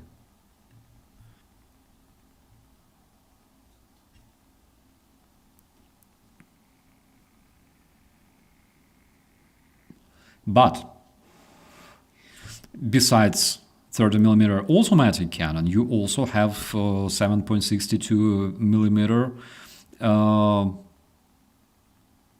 Kalashnikov machine gun also installed in this turret. And besides that, you also have a 30mm grenade launcher, automatic grenade launcher, also installed on this turret. So when you look at the turret, you can see that besides all the grenades and everything else, on this photo rightwards, or right from the cannon, there is a machine gun, like there is a cannon, a machine gun, and the grenade launcher. So that stuff is just so good. Like in terms of the firepower, that APC is very, very nice. You can shoot grenades at a position, at a trench, for example, because it has such an interesting guidance system. Okay, I will share all I have. All right. Come on. I will share all I have, and I don't care. So it has an interesting system. So, for example, here you can see the control panel, right? That big screen, that is actually the aim. That is your aim, all right? The joystick in front of it, we call it Cheburashka. That joystick is basically the thing that you use to control the turret yourself, to aim it, to switch the fire modes, to switch different modes and weapons of the BTR. And that is located on the, like, not in the turret itself, because the turret is unmanned. That's below the turret. So basically, if the turret is destroyed, the gunner is still safe. And it has a very interesting laser guidance. So, for example, you have a laser range meter, right? And you select the automatic grenade launcher. You aim at a Russian position approximately where the trench is, all right? And then when you start shooting, the turret aims very, very high, and it shoots grenades not like forward, all right, but upward, and they go like this, you know, and they fall into a trench from the top. So not like they, you know, just explode like in front of the position or something. They rain from the top on the Russian position. And we did that, actually. It works. So that stuff is very cool and very intelligent. And also the range finder is very, very helpful. First of all, this stuff is, yeah, parabolic, that's the word. This stuff is dangerous for you. I've been warned by the instructors that if there are people, you should not use the rangefinder because it's a laser beam, all right? It's dangerous. Secondly, of course, when you use, for example, 30 millimeter automatic cannon, that one, when you use it, on the screen you are finding the range to the target, and the crosshair is corrected automatically for you. All right.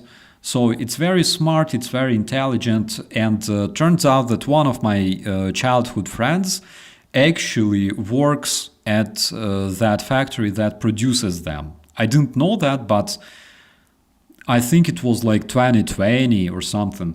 I was at the training ground, and there were our guys training, our BTRs training, and the factory brought another BTR like our BTR. They stopped next to us and they tried to do something, you know. And I walk to those guys and I see the dude that I know from my childhood, that like we literally were like 15-year-old, all right? And it was such a surprise.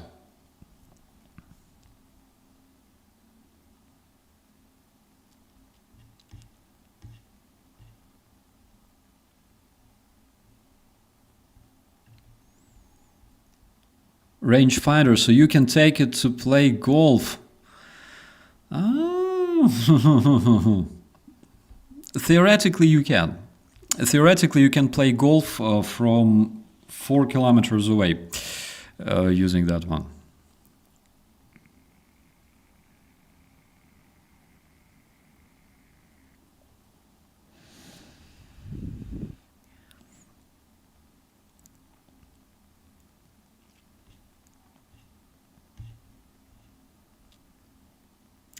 Bring back the baby Starsky memes, please. Oh.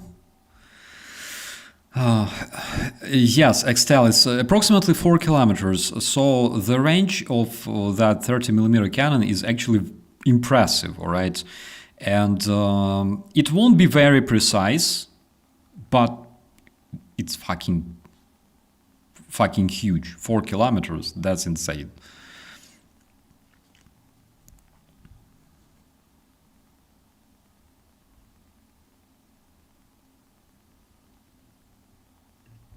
I have 10 bikes and none of them work at the moment. How is that even possible? Oh my god.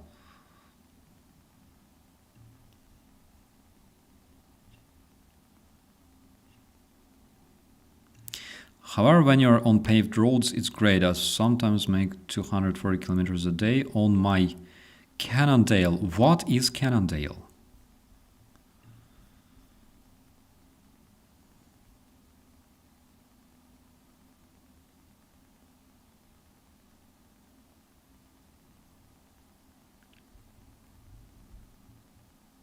Does the laser also work with machine gun and the automatic cannon? Yes, yes. They work together. Also, you use the laser to guide the missile because on this side, you can see there are two attach points on the side of this turret facing us, right? So there you attach two laser-guided missiles called Barrier. They are missiles with tandem warheads, meaning that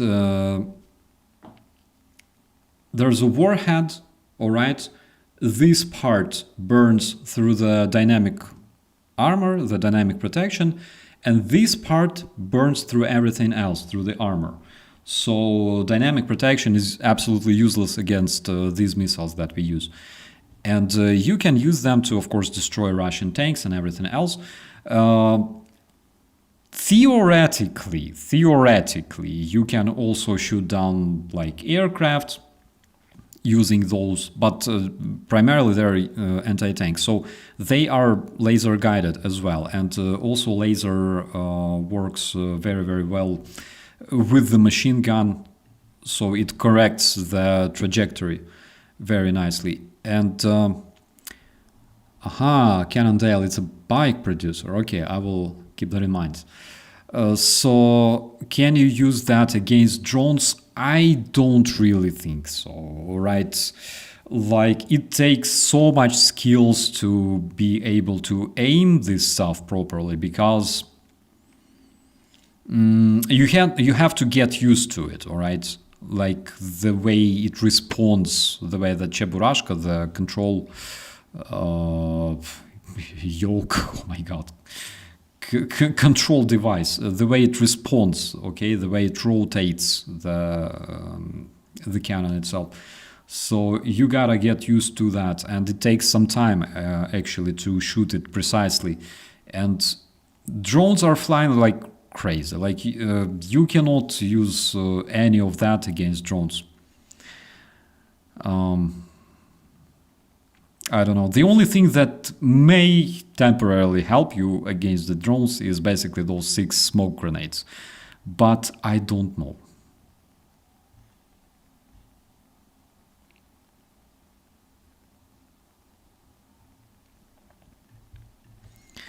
What state-of-the-art Western technology have you been involved in operating? Patriot, HIMARS, Javelin.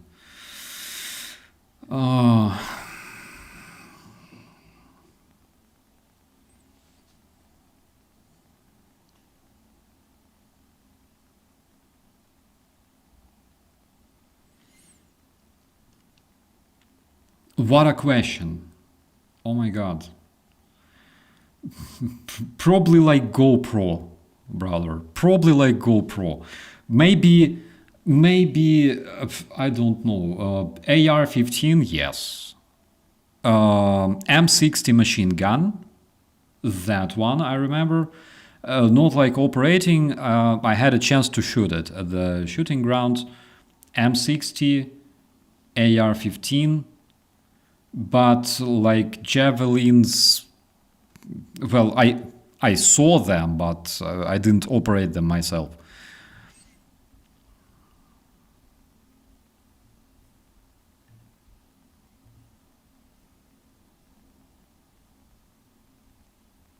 YouTube is the state-of-the-art weapon. Yes, Andrea, I can agree on that.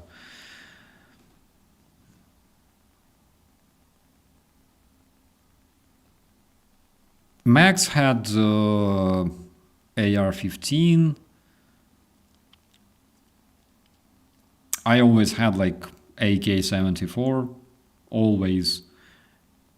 Because I trained with it, I'm good with it, so like why change something else? And also the ammo, all right? So I don't know. I even had an opportunity to use like American grenades. We had a lot of them, but for some reason I just didn't.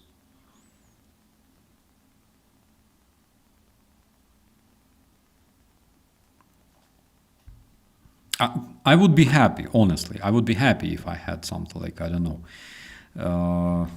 A10 Thunderbolt, that stuff. I would be extremely happy.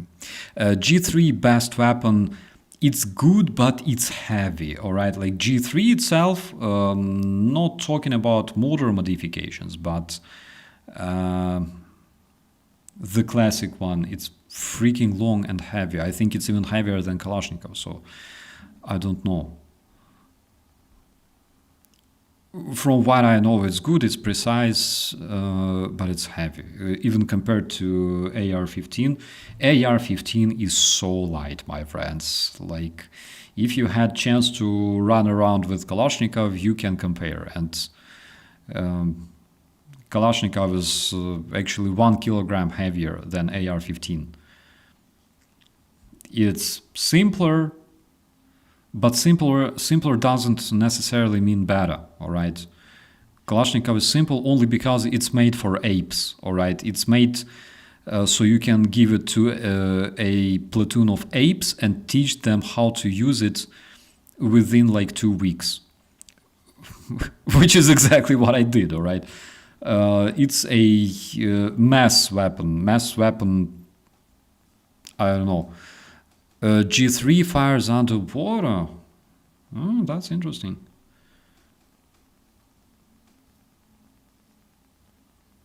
Does it eject the cases well under the water?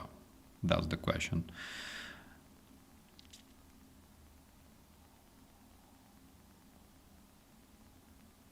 Iris-T. Actually, I don't know. Like, I would be happy to operate Iris-T. Probably, I would see myself as an air defense system operator, because like I like different technology. All right.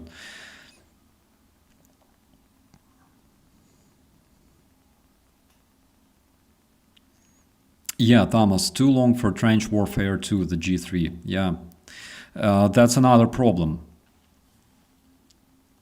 Again, I always had these arguments with Bogdan, who was saying things like classic platforms work. I'm like, bullshit. Sorry, bullpup. Bullpup works. Classic systems are too outdated. Because why take all the space with just a stock if you can put everything into the stock, all right? And make your rifle shorter. You will have the same barrel length, the same precision, but the rifle itself is shorter, and you have one free hand because you can literally hold the shit with one hand and shoot precisely, and so you can manipulate things, open doors and stuff like that. And Bogdan was always like, no, that's bullshit. The bullpup systems are so bad, they're not ideal, they're not advanced and stuff like that. And we always had those arguments so many times. And eventually, Ukrainian armies started being supplied with things like Fort 221, Fort 224. If you ever saw Israeli Tavor, that's the stuff, all right? Ukrainian Maluk, yes, things like that. Maluk had one tiny flaw, because for example, sometimes you use the bigger magazine. The magazine from RPK machine gun actually works with your AK, all right? And it's longer and it's more curvier. So, for example, special force operators, they also try to use it together with Maluk, but there's a flaw. The handle is located very close to the magazine nest, so it's possible to insert it, but it's kind of hard. All right, it requires a lot of fucking around with it. So Maluk is good, but not ideal. However, Tavor I liked. I liked Tavor so much. The Ford 441, 241, yeah, modification.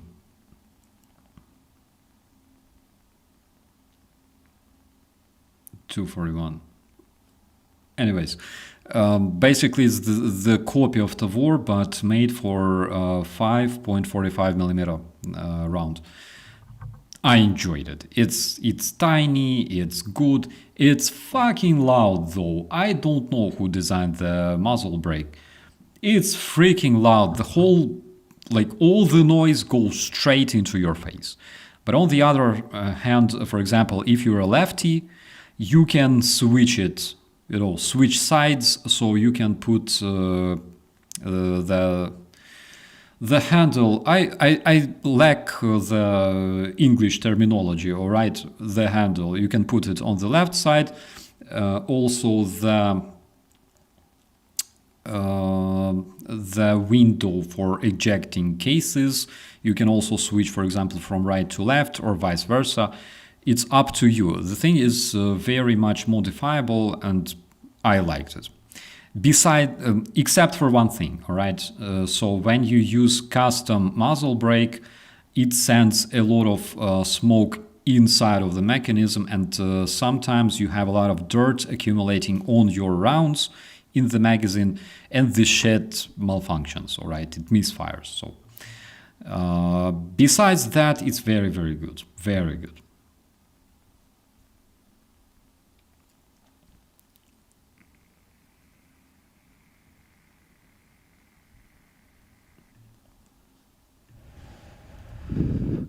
The problem with bullpups is that most are designed around existing uppers with terrible triggers, transfer bars. Yeah, that's one of the problems that also Bogdan mentioned. But on the other hand, how often does it malfunctions? I don't know.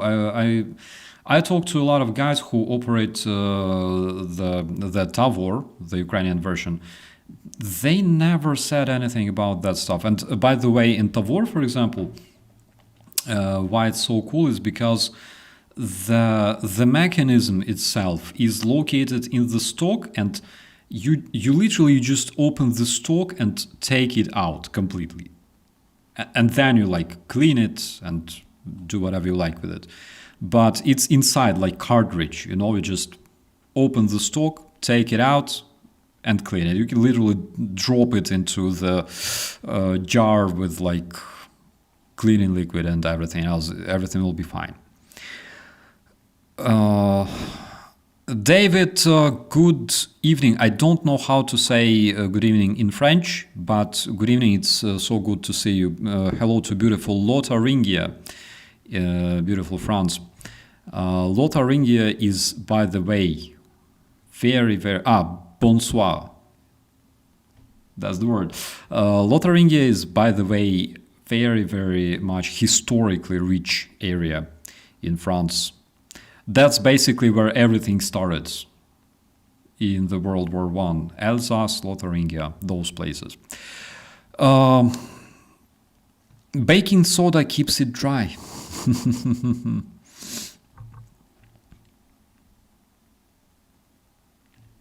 The AR-15 heavy barrel shoots so well on iron sights you don't need a scope. 5.65 or maybe 5.56 or Sportster 223 caliber.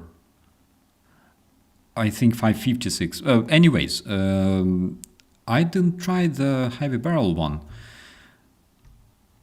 I tried the .223, which is basically 5.56. Like the secret behind, and correct me if I'm wrong, the secret behind the combat AR-15, not the civilian, but the combat AR-15, is that you can load 5.56 in it. It's made for it. You can also load .223 in it, but not vice versa. You cannot load 5.56 into the civilian carbine. That's something that I was impressed to learn. So 223 works together with the combat version, but the civilian version, usually you cannot use it with the combat rounds, like 5.56 NATO.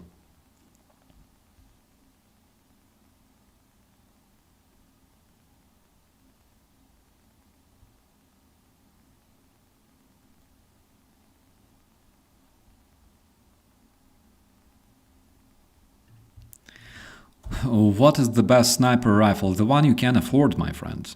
That is the best sniper rifle. And of course, if it's not Russian SVD, if it's not that Soviet fucking shit. In time, hello, my friends. So good to see you. I hope everything's fine. We're talking about weapons and childhood memories and things like that. We had Stoner AR-10, but it's not really AR-10. It's called UR-10. It's a Ukrainian modification of this rifle. Basically, it's the same. Like the caliber is the same, everything is the same. Our guys in the reconnaissance company were using those. But it's produced in Ukraine. Like literally the difference is one letter in the name of the rifle. So those were nice. Our guys use different scopes. So we have a night vision and thermal scope called Archer. I think it's Ukrainian manufacturer. I think Archers are produced in Ukraine. I might be wrong though, but I think they are, and they're very, very good. So we install Archers not only on sniper rifles, but like heavy machine guns, DCK and all that shit. We use them with those.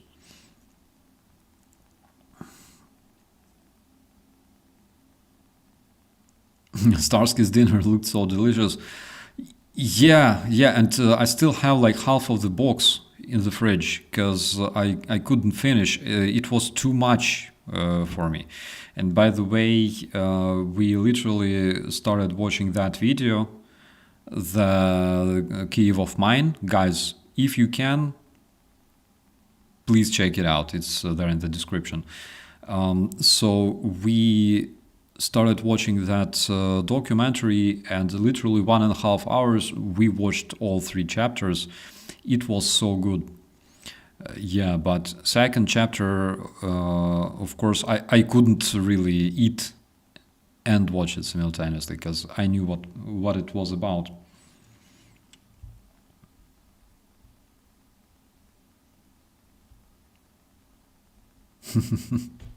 Alleged blonde hair. The photo was black and white, so the jury remains undecided. Oh, okay.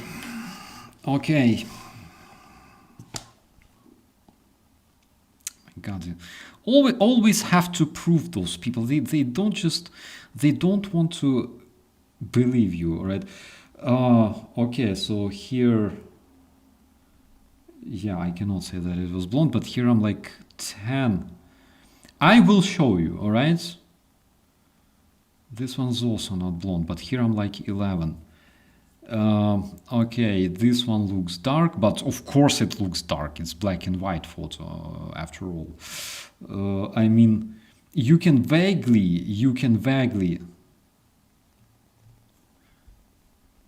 very, very vaguely tell that actually it's a blonde hair, all right? Oh my God, don't run away. But it's like very, very hard to say for sure. Okay, but it's blonde. You like, you can trust me. You can just trust my word. All right. In the meantime, I'm trying to find something. My God. Fuck. That's like, guys.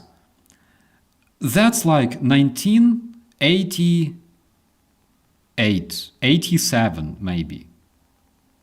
1987. maybe late 1986, but rather 1987. People didn't have like color photography in the Soviet Union. What the fuck? Like, I understand that it could be probably very, very hard to obtain, but on the other hand, how fucked up is that? I believe that rest of the world enjoyed things like color Polaroid photography. People didn't care. Soviet Union was place where people suffered, my friends. Seriously, 1987. Whole part of the world in this jail of nations called Soviet Union, people couldn't find like color photography. Not like I'm blaming the photographer, I'm just stating the fact, right? That people could not obtain like could not make color pictures. How fucked up is that?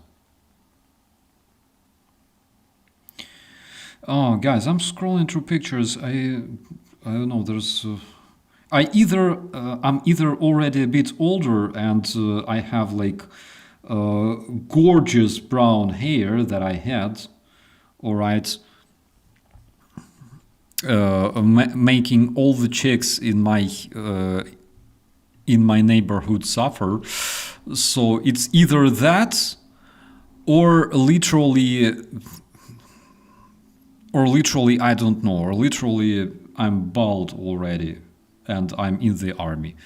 It's like I have no idea, as if half of my life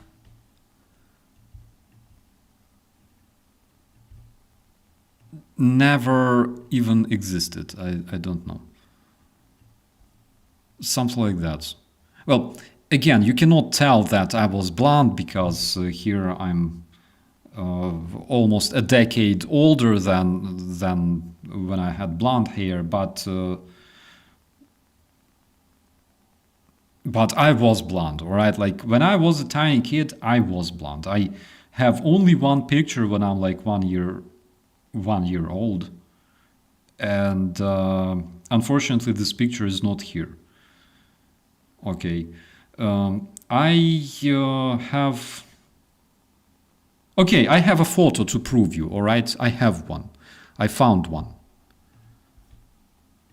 It's also made a bit later, it's made just a bit later. I mean, I'm not a kid here anymore, but I have a confirmation that I was blonde. I literally had blonde hair, all right? Like, those who didn't believe me, now you can just see yourself. I had blonde hair and some interesting man growing out of my butt for some reason.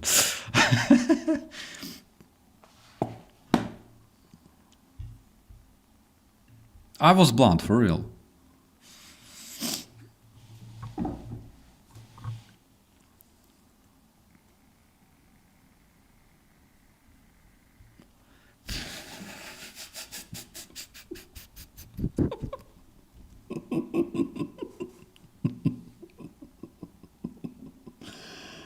Oh, yeah. Yeah, that's the case. It worked well, by the way.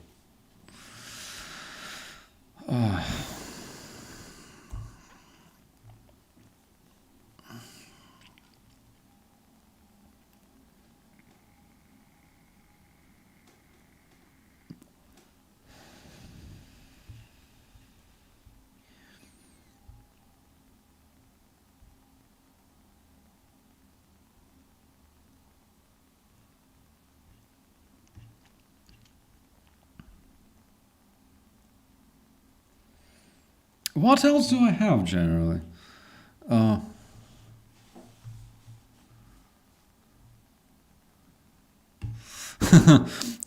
When Starsky goes Super Saiyan, his hair turns into a duck. Yeah. Strange things happen when people consume alcohol. I tell you that, my friend. What else do I have? Do I have anything interesting to show to my dear friends. All right. Right, so you know I had long hair, by the way. When I had a metal band and things like that, I actually had long hair back in my days. And this one is real. This one is legitimately my own hair over there.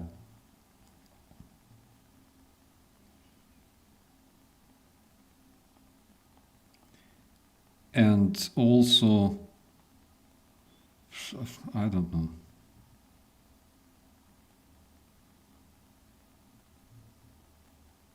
That one, for example, that's literally a picture with just a random pedestrian because she looked funny and I was a cop. So we decided to make selfie together, all right? And I was literally on a patrol.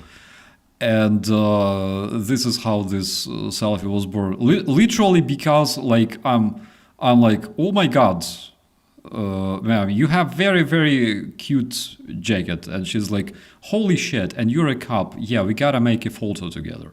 So that's how that picture was born.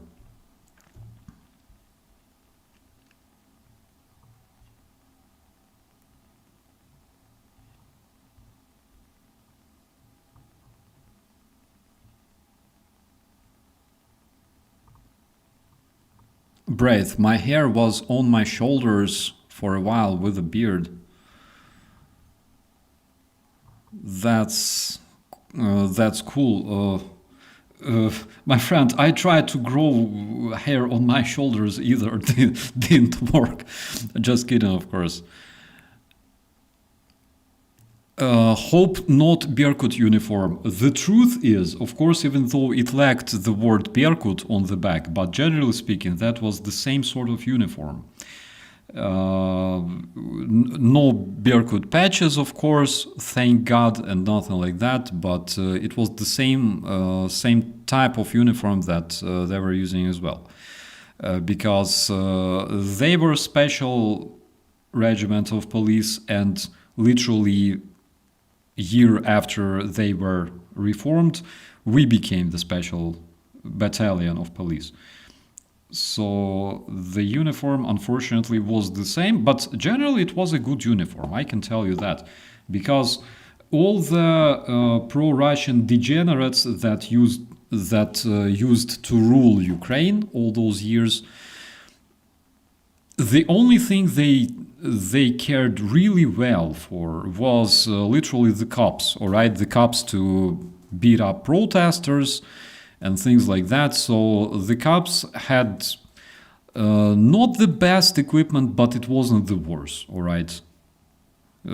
Personally, I was satisfied with the quality of the uniform. And later, of course, it became even better because Ukrainian patrol police was reformed and received the 511 uniforms. So the uniforms were made by 511, all right?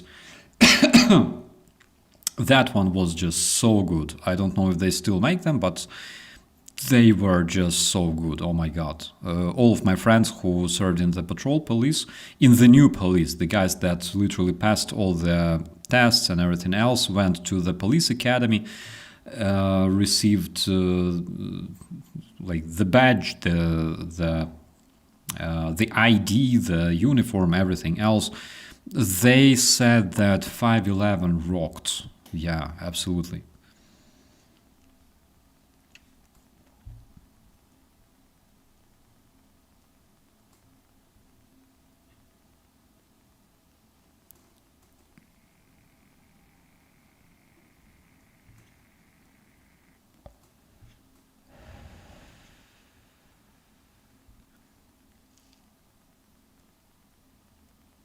Oh my god. It's only hair. Mine used to be 3 colors. Holy. That's so cool. 511 makes absolutely good stuff. Like a bunch of my things are 511 that I bought in Ukraine.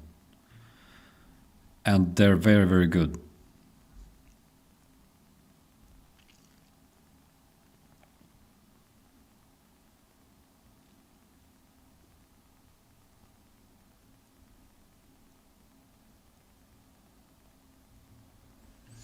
In the military year, we all had long hair in my platoon. Everyone. Some had it down to their lower back.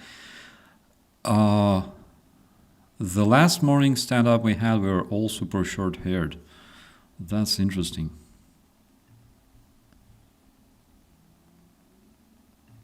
Any idea how to convince Merz to deliver Taurus to Ukraine as he promised before he got elected? I literally have no idea. The fact is that currently we can hear actually, I think Merz was talking about the possibility of raising sanctions from two Rosneft companies that operate in Germany. So I'm kind of lost. You know, like we were promised Tauruses, we don't have them. At the same time, we can see that they're talking about possibility of lifting sanctions from two Russian oil companies operating in Germany. Technically, Germany has managing rights, but the ownership is still after the Russian mother company, all right? So I have no idea how it works.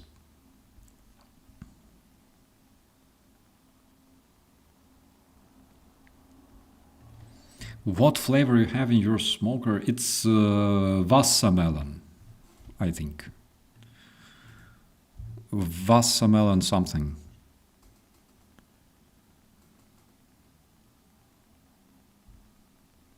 Wassermelon oder blackberry? Nein, Wassermelon Eis.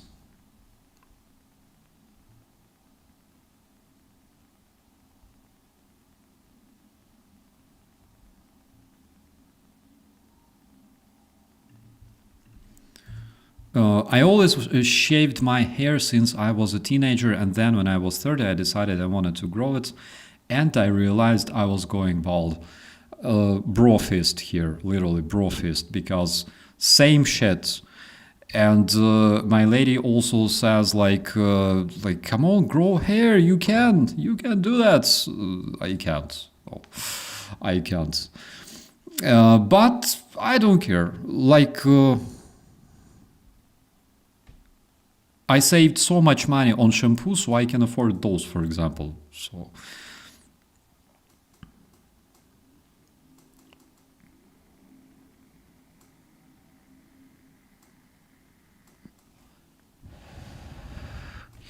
Any chance we can get some sea babies from Ukraine? We have a really interesting coastline. Jenny, I believe that our army is already cooperating with the UK regarding the sea babies. I am not sure if we're going to pass you some, or we're going to just give you the technology so you could design them yourself. But Ukrainian drones will be definitely accessible to our allies, and I think that the UK is already working on those. And I would say that you guys need them a lot, because considering the fact how many times Russians were violating not only airspace but also the territorial waters of the UK, that's absolutely necessary. And plus, considering the fact that Russians are massively using the shadow fleets, and if they use shadow fleet to evade sanctions, maybe it's time to, also stop playing by the rules and make sure that some of those shadow fleet tankers stop working, all right, stop delivering that oil. On the other hand, of course, the environmental damage will be extremely huge. So I don't know if it's a good idea to use those. Environment is more important, I would say. So the only answer is to hit them in the sea terminal. All right.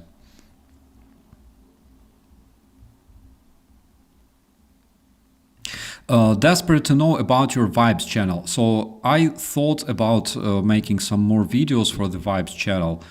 I thought about it before I got sick. All right. So I'm speaking to you, but unfortunately I feel a bit sick at the same time. I think probably because the weather changed or something, or it's because we went to gather mushrooms in the forest, and it was freaking cold. So maybe that's the main reason. But I thought about making some more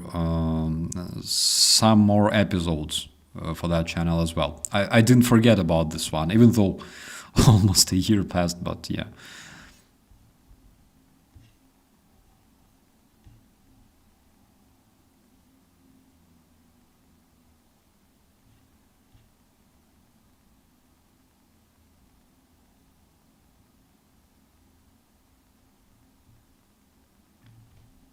Some women love a bald man because that reminds them of something. Probably because, I don't know, like when you touch the bald head, probably it reminds them of, like, I don't know, soft baby butt. It provokes motherly feelings, all right? Not necessarily some other feelings. Maybe it's just, makes them feel related in a way, I have no idea how it works.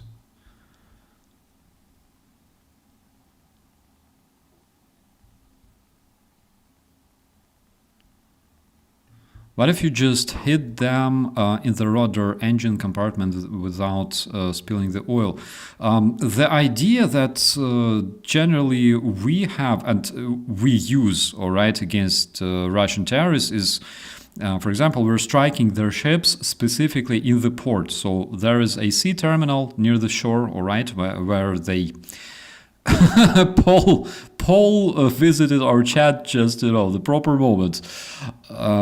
So we strike their ships docked and possibly, for example, receiving fuel or gas at that very moment.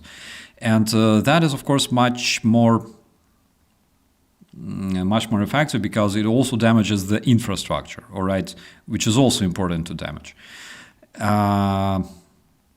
I don't know if it's a good idea to literally risk, striking a ship full of flammable oil, strike it anywhere, like engine or anything else, anything that can cause a fire and explosion and then spilling all the oil into the ocean. That can be a disaster. And unfortunately, we can see that Russians are neglecting all the safety measures and everything because they already caused several cases of spilling the oil and fuel, for example, in Azov Sea. That was freaking insane. And I literally yesterday I read a report on Russian tanker that leaked oil massively in Azov, in the Black Sea as well, and they're still fighting with the consequences. Them motherfucker, like literally, they are buying old tankers, the tankers that already used their resource, and they're falling apart. And it's so dangerous for the environment, so dangerous not just for Ukrainians, all right?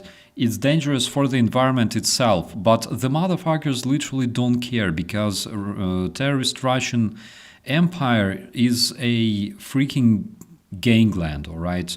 They don't give a shit about it. They would love to see the world burning and they just don't give a damn.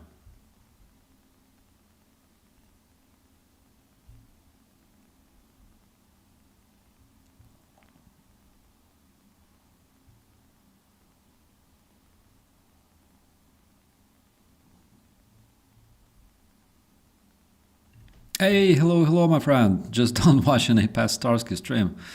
Oh my god, that's the one where I was talking about our sparring with Buzz.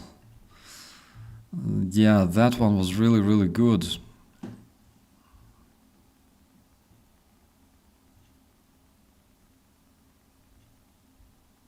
Yes, Braid says always best to sink it in a port. 100%.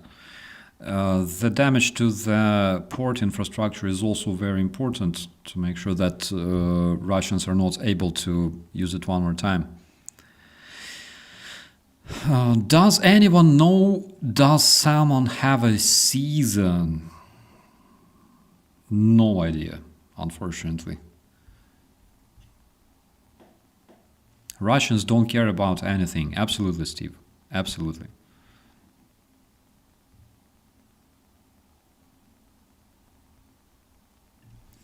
Chocolate ice cream, then bedtime. I still have a bunch of ice cream in my fridge, actually. So I gotta confess, while I was feeling sick, all right, I had ice cream, but I literally put ice cream in the microwave. I warmed it up just a bit, so it started to melt, all right, and then I ate it. It wasn't too cold. However, maybe that's the reason why I'm still feeling sick, after a week. Who knows? So, are we going to have World War III or not? Look, we have Russia, North Korea, China, Cuba, partially Syria, partially Sudan, and partially Mali fighting in Ukraine, all right? Does it sound like World War III to you? Because to me it kind of does already. So we also have literal Russian sabotage groups setting different facilities all over Europe on fire and sending incendiary bombs on boards of airplanes heading to United States and Canada. So kinda already does sound a bit like World War III. Maybe early stage, but to me it kinda does.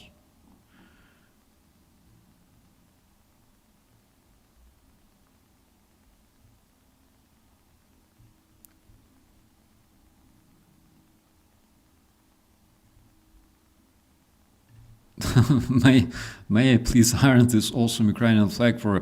So first of all, it looks like tiles behind my back. I wouldn't touch it because it gives, just a bit of texture, all right? Makes the picture just a bit more interesting. And also, yeah, Venezuela as well, by the way. And also... Like in Ukraine, we really don't have tradition of ironing flags. Like we don't do that, okay? We don't have that tradition.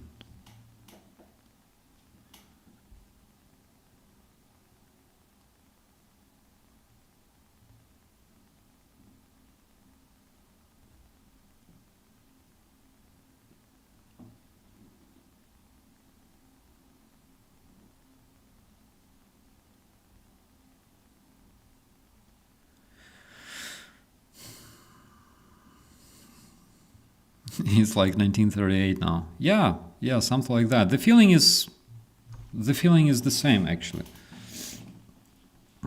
The flag is nice. Thanks, Paul. I like it this way, actually. I don't know. Please confirm if I'm right, but in Ukraine we don't used to iron flags. For some reason, we don't have that. It's considered not a proper thing to do. In Ukraine. That's as far as I remember from our culture.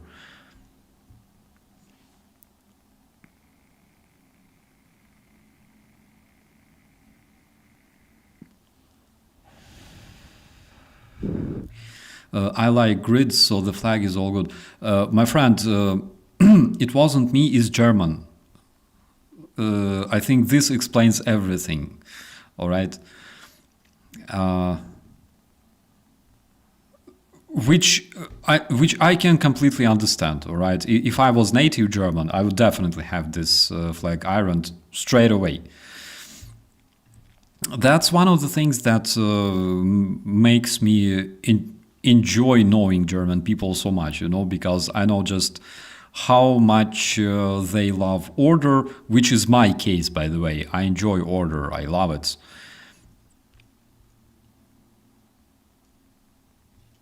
Yeah, and Paul also confirms that we like to keep them this way as a memory.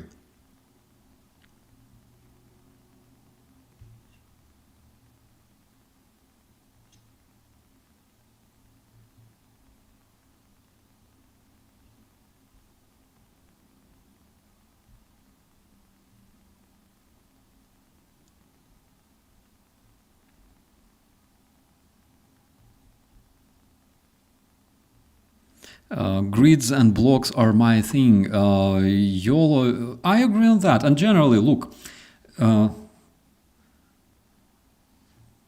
tiles are square, right? Square is a proper straight geometrical shape, right?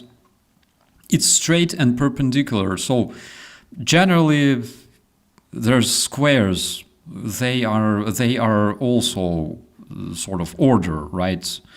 Squares are more orderly than rectangles, so I cannot argue. Like this flag is in its proper shape because it's like there's squares, right?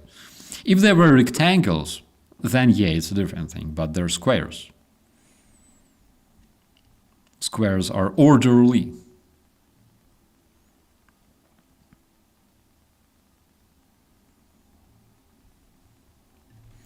I iron with water, then swishing down with my palms.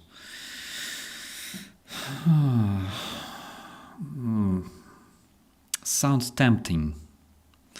Like a German part of me finds this absolutely tempting. I will see, my friend, I will see.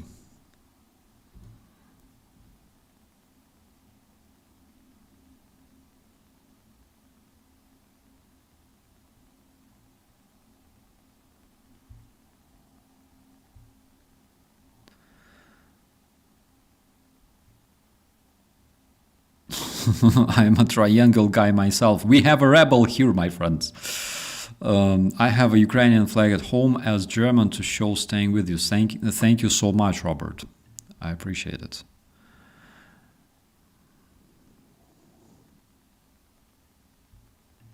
There are plenty of German contributions to the mathematics of chaos, though. I can agree on that. But again, we need rebels, all right? We always need rebels. Rebels bring new impressions. They always push the progress just a bit. So life would be extremely boring without them.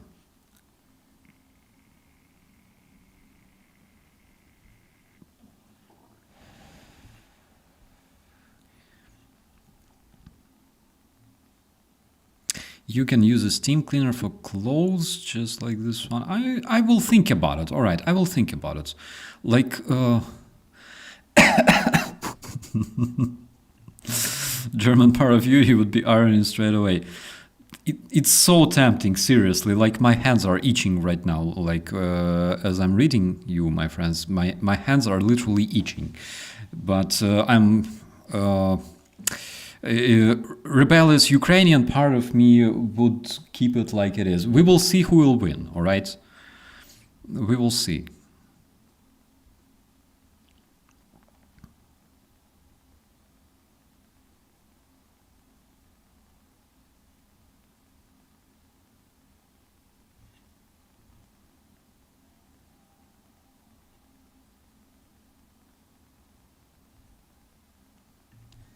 Don't forget to change the time. Do we change it tonight? Because I thought that we've already did it, like last week or something.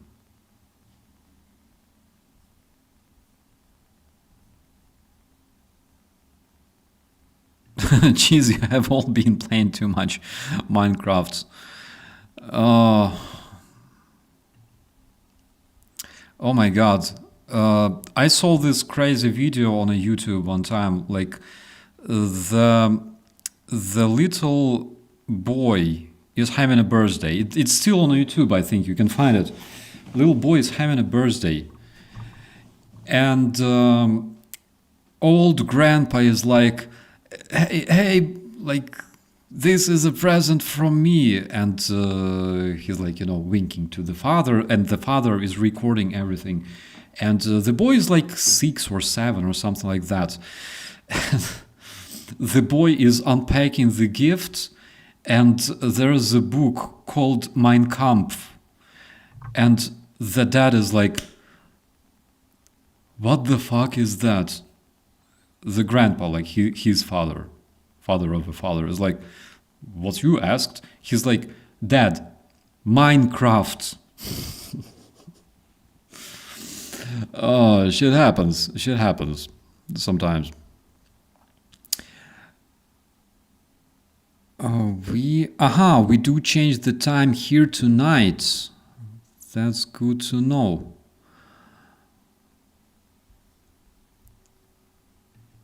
Maybe it will change automatically. We will see. We do tonight. You'll get another hour. I hope I will have 1 more hour to sleep, though. That would be great. On the other hand, sometimes I just feel like I'm sleeping too much. Sometimes you can do so many great things if you don't sleep, like eating. For example, eating is beautiful, right? Like ironing things, right? Instead of sleeping, you can do all sorts of things. Play Microsoft Flight Simulator. The other day I bought an add-on of a Ukrainian aircraft designed by Ukrainian company Aeropract. And the add-on was built by the guys from the God Friends. They're like developer for the Microsoft Flight Simulator 2024. And it was good, but the only problem is like we had a really, really bad IFR weather in the area, like in this part of Germany, all right? And you cannot fly light sport aircraft in IFR. So I was literally, instead of simulating flying the airplane, I was literally simulating a pilot, staying on the ground and waiting for the weather to clear, which was really, really cool, by the way. Like for hardcore gamers only.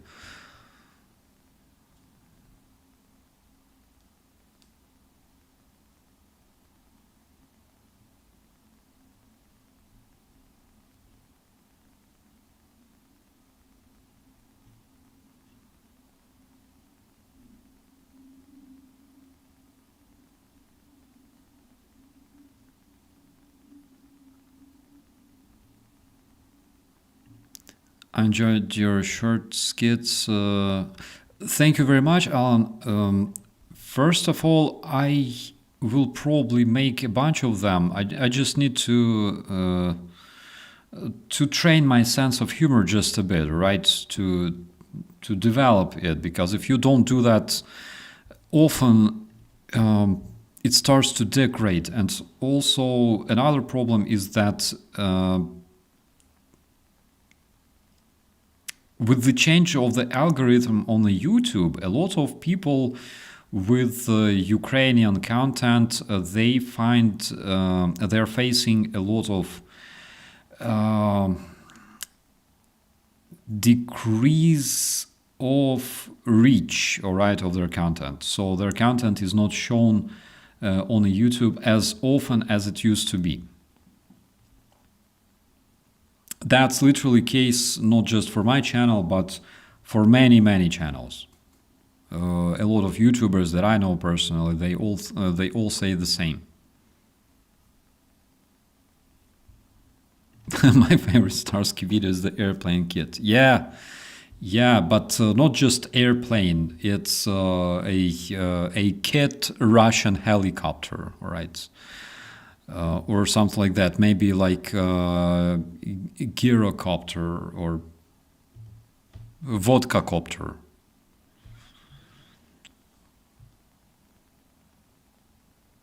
Vodka copter. Yeah, I still have this idea of building it, but I gotta find some really good developer to make it happen, because I need a lot of animations to be introduced. All right, in this kit aircraft. I definitely want to build it for Microsoft Flight Simulator 2024, because you can also make like walk-arounds around your aircraft in this game and interact with it and do all sorts of things. But I need a lot of animations. First of all, I need Elon Musk. Elon Musk will be used as a booster. All right, so like first of all, you have like this monster, all right, made of the out of that junk,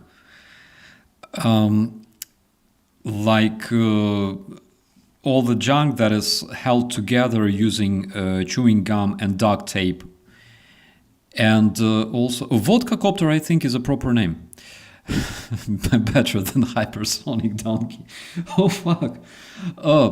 So you have this blять wing, I don't know how to call it, and you have donkey on the front that pulls it, all right, and Elon Musk in the back. So, and you also have balalaika. So in order to start this shit, first you open the door, okay, you get into the cockpit, and there you can see like washing machine with the Rostov mouse in it. So you gotta drop the coin into the washing machine, press a button, the Rostov mouse starts like running in the washing machine, it starts turning and spinning the rotor blades, all right, and as it does it, you go outside, you take balalaika and like bit Elon Musk from behind, like just smack his bottom, just give him like butt kick or something, and he starts like pushing, and run behind this vodka copter, and the donkey is dragging it. So it's like drag and push system, all right? Like for example, there's this Cessna, I forgot the model. So basically you have two propellers, one in the front and one in the back. It's called push-pull configuration. And basically here you will have the same. You have like rotor, all right, like helicopter rotor, but it's also pull-push because there's Elon Musk pushing it from behind and donkey pulling it, all right, from the front. And then you gotta like jump into the cockpit, and then this stuff, like making those metallic noises, it accelerates, and then you fly, you take off, and basically you fly. So something like that. But the balalaika is a must. And on the control panel, like on the top of it, there will be like Yemelyan, actually. Yemelyan himself, all right? He will be there.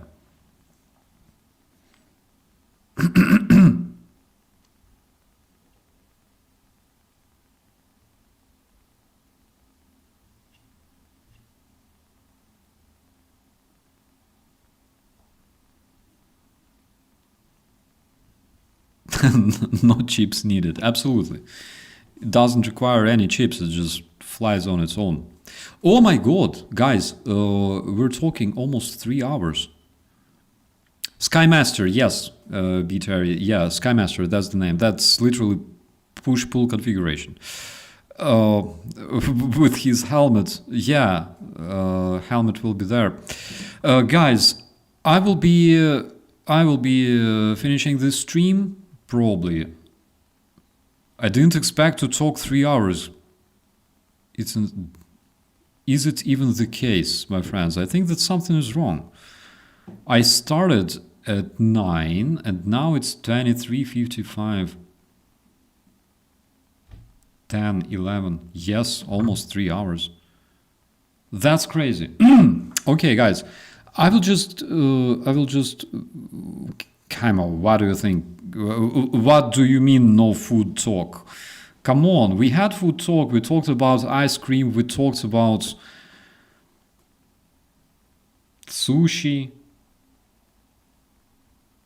I don't know what to add. I will have ice cream and sushi, by the way. I still have I still have a bit of sushi in the fridge. I still have just a bit of seaweed salad, which I enjoy so much.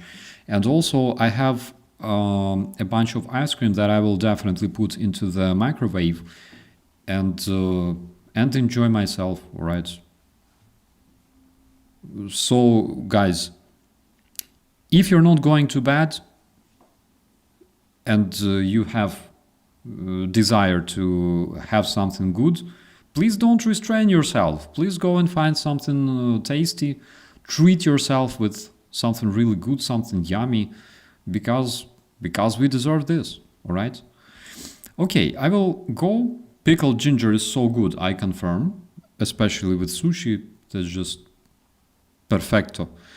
I will go and probably I will even like fly Microsoft Flight Simulator just a bit, because it's, come on, it's weekend, it's a must, all right? Night IFR, that's exactly what I need tonight. So thank you so much. Thank you for watching this stream. Thank you for staying with Ukraine and supporting my people. And also, those who didn't do that yet, please don't forget to check out the Kyiv of Mine documentary. It's amazing. I tell you, if you want to learn more about Ukraine, it's not just another documentary. It's the documentary, okay? I just watched it myself. I spent 1 hour sharing my impressions about it. Literally, trying to find proper words, because it's just so good. So, my dear friends, thank you so much. Thank you, dear moderators. Thank you, my dear friends and family in the chat. It's always a pleasure to see you. Especially, you know, year after year, the same names. It just makes me feel so happy that we have so many things in common. So, my dear friends, see you later, maybe even tomorrow morning. I will see if I wake up, but I will work very, very hard to wake up, especially if my flight takes like 3 hours or something. Yeah, but I'm happy that we will have extra hour added tonight. Good night, my dear friends. We'll see you later. Be safe, be awesome, stay decent, and bye-bye.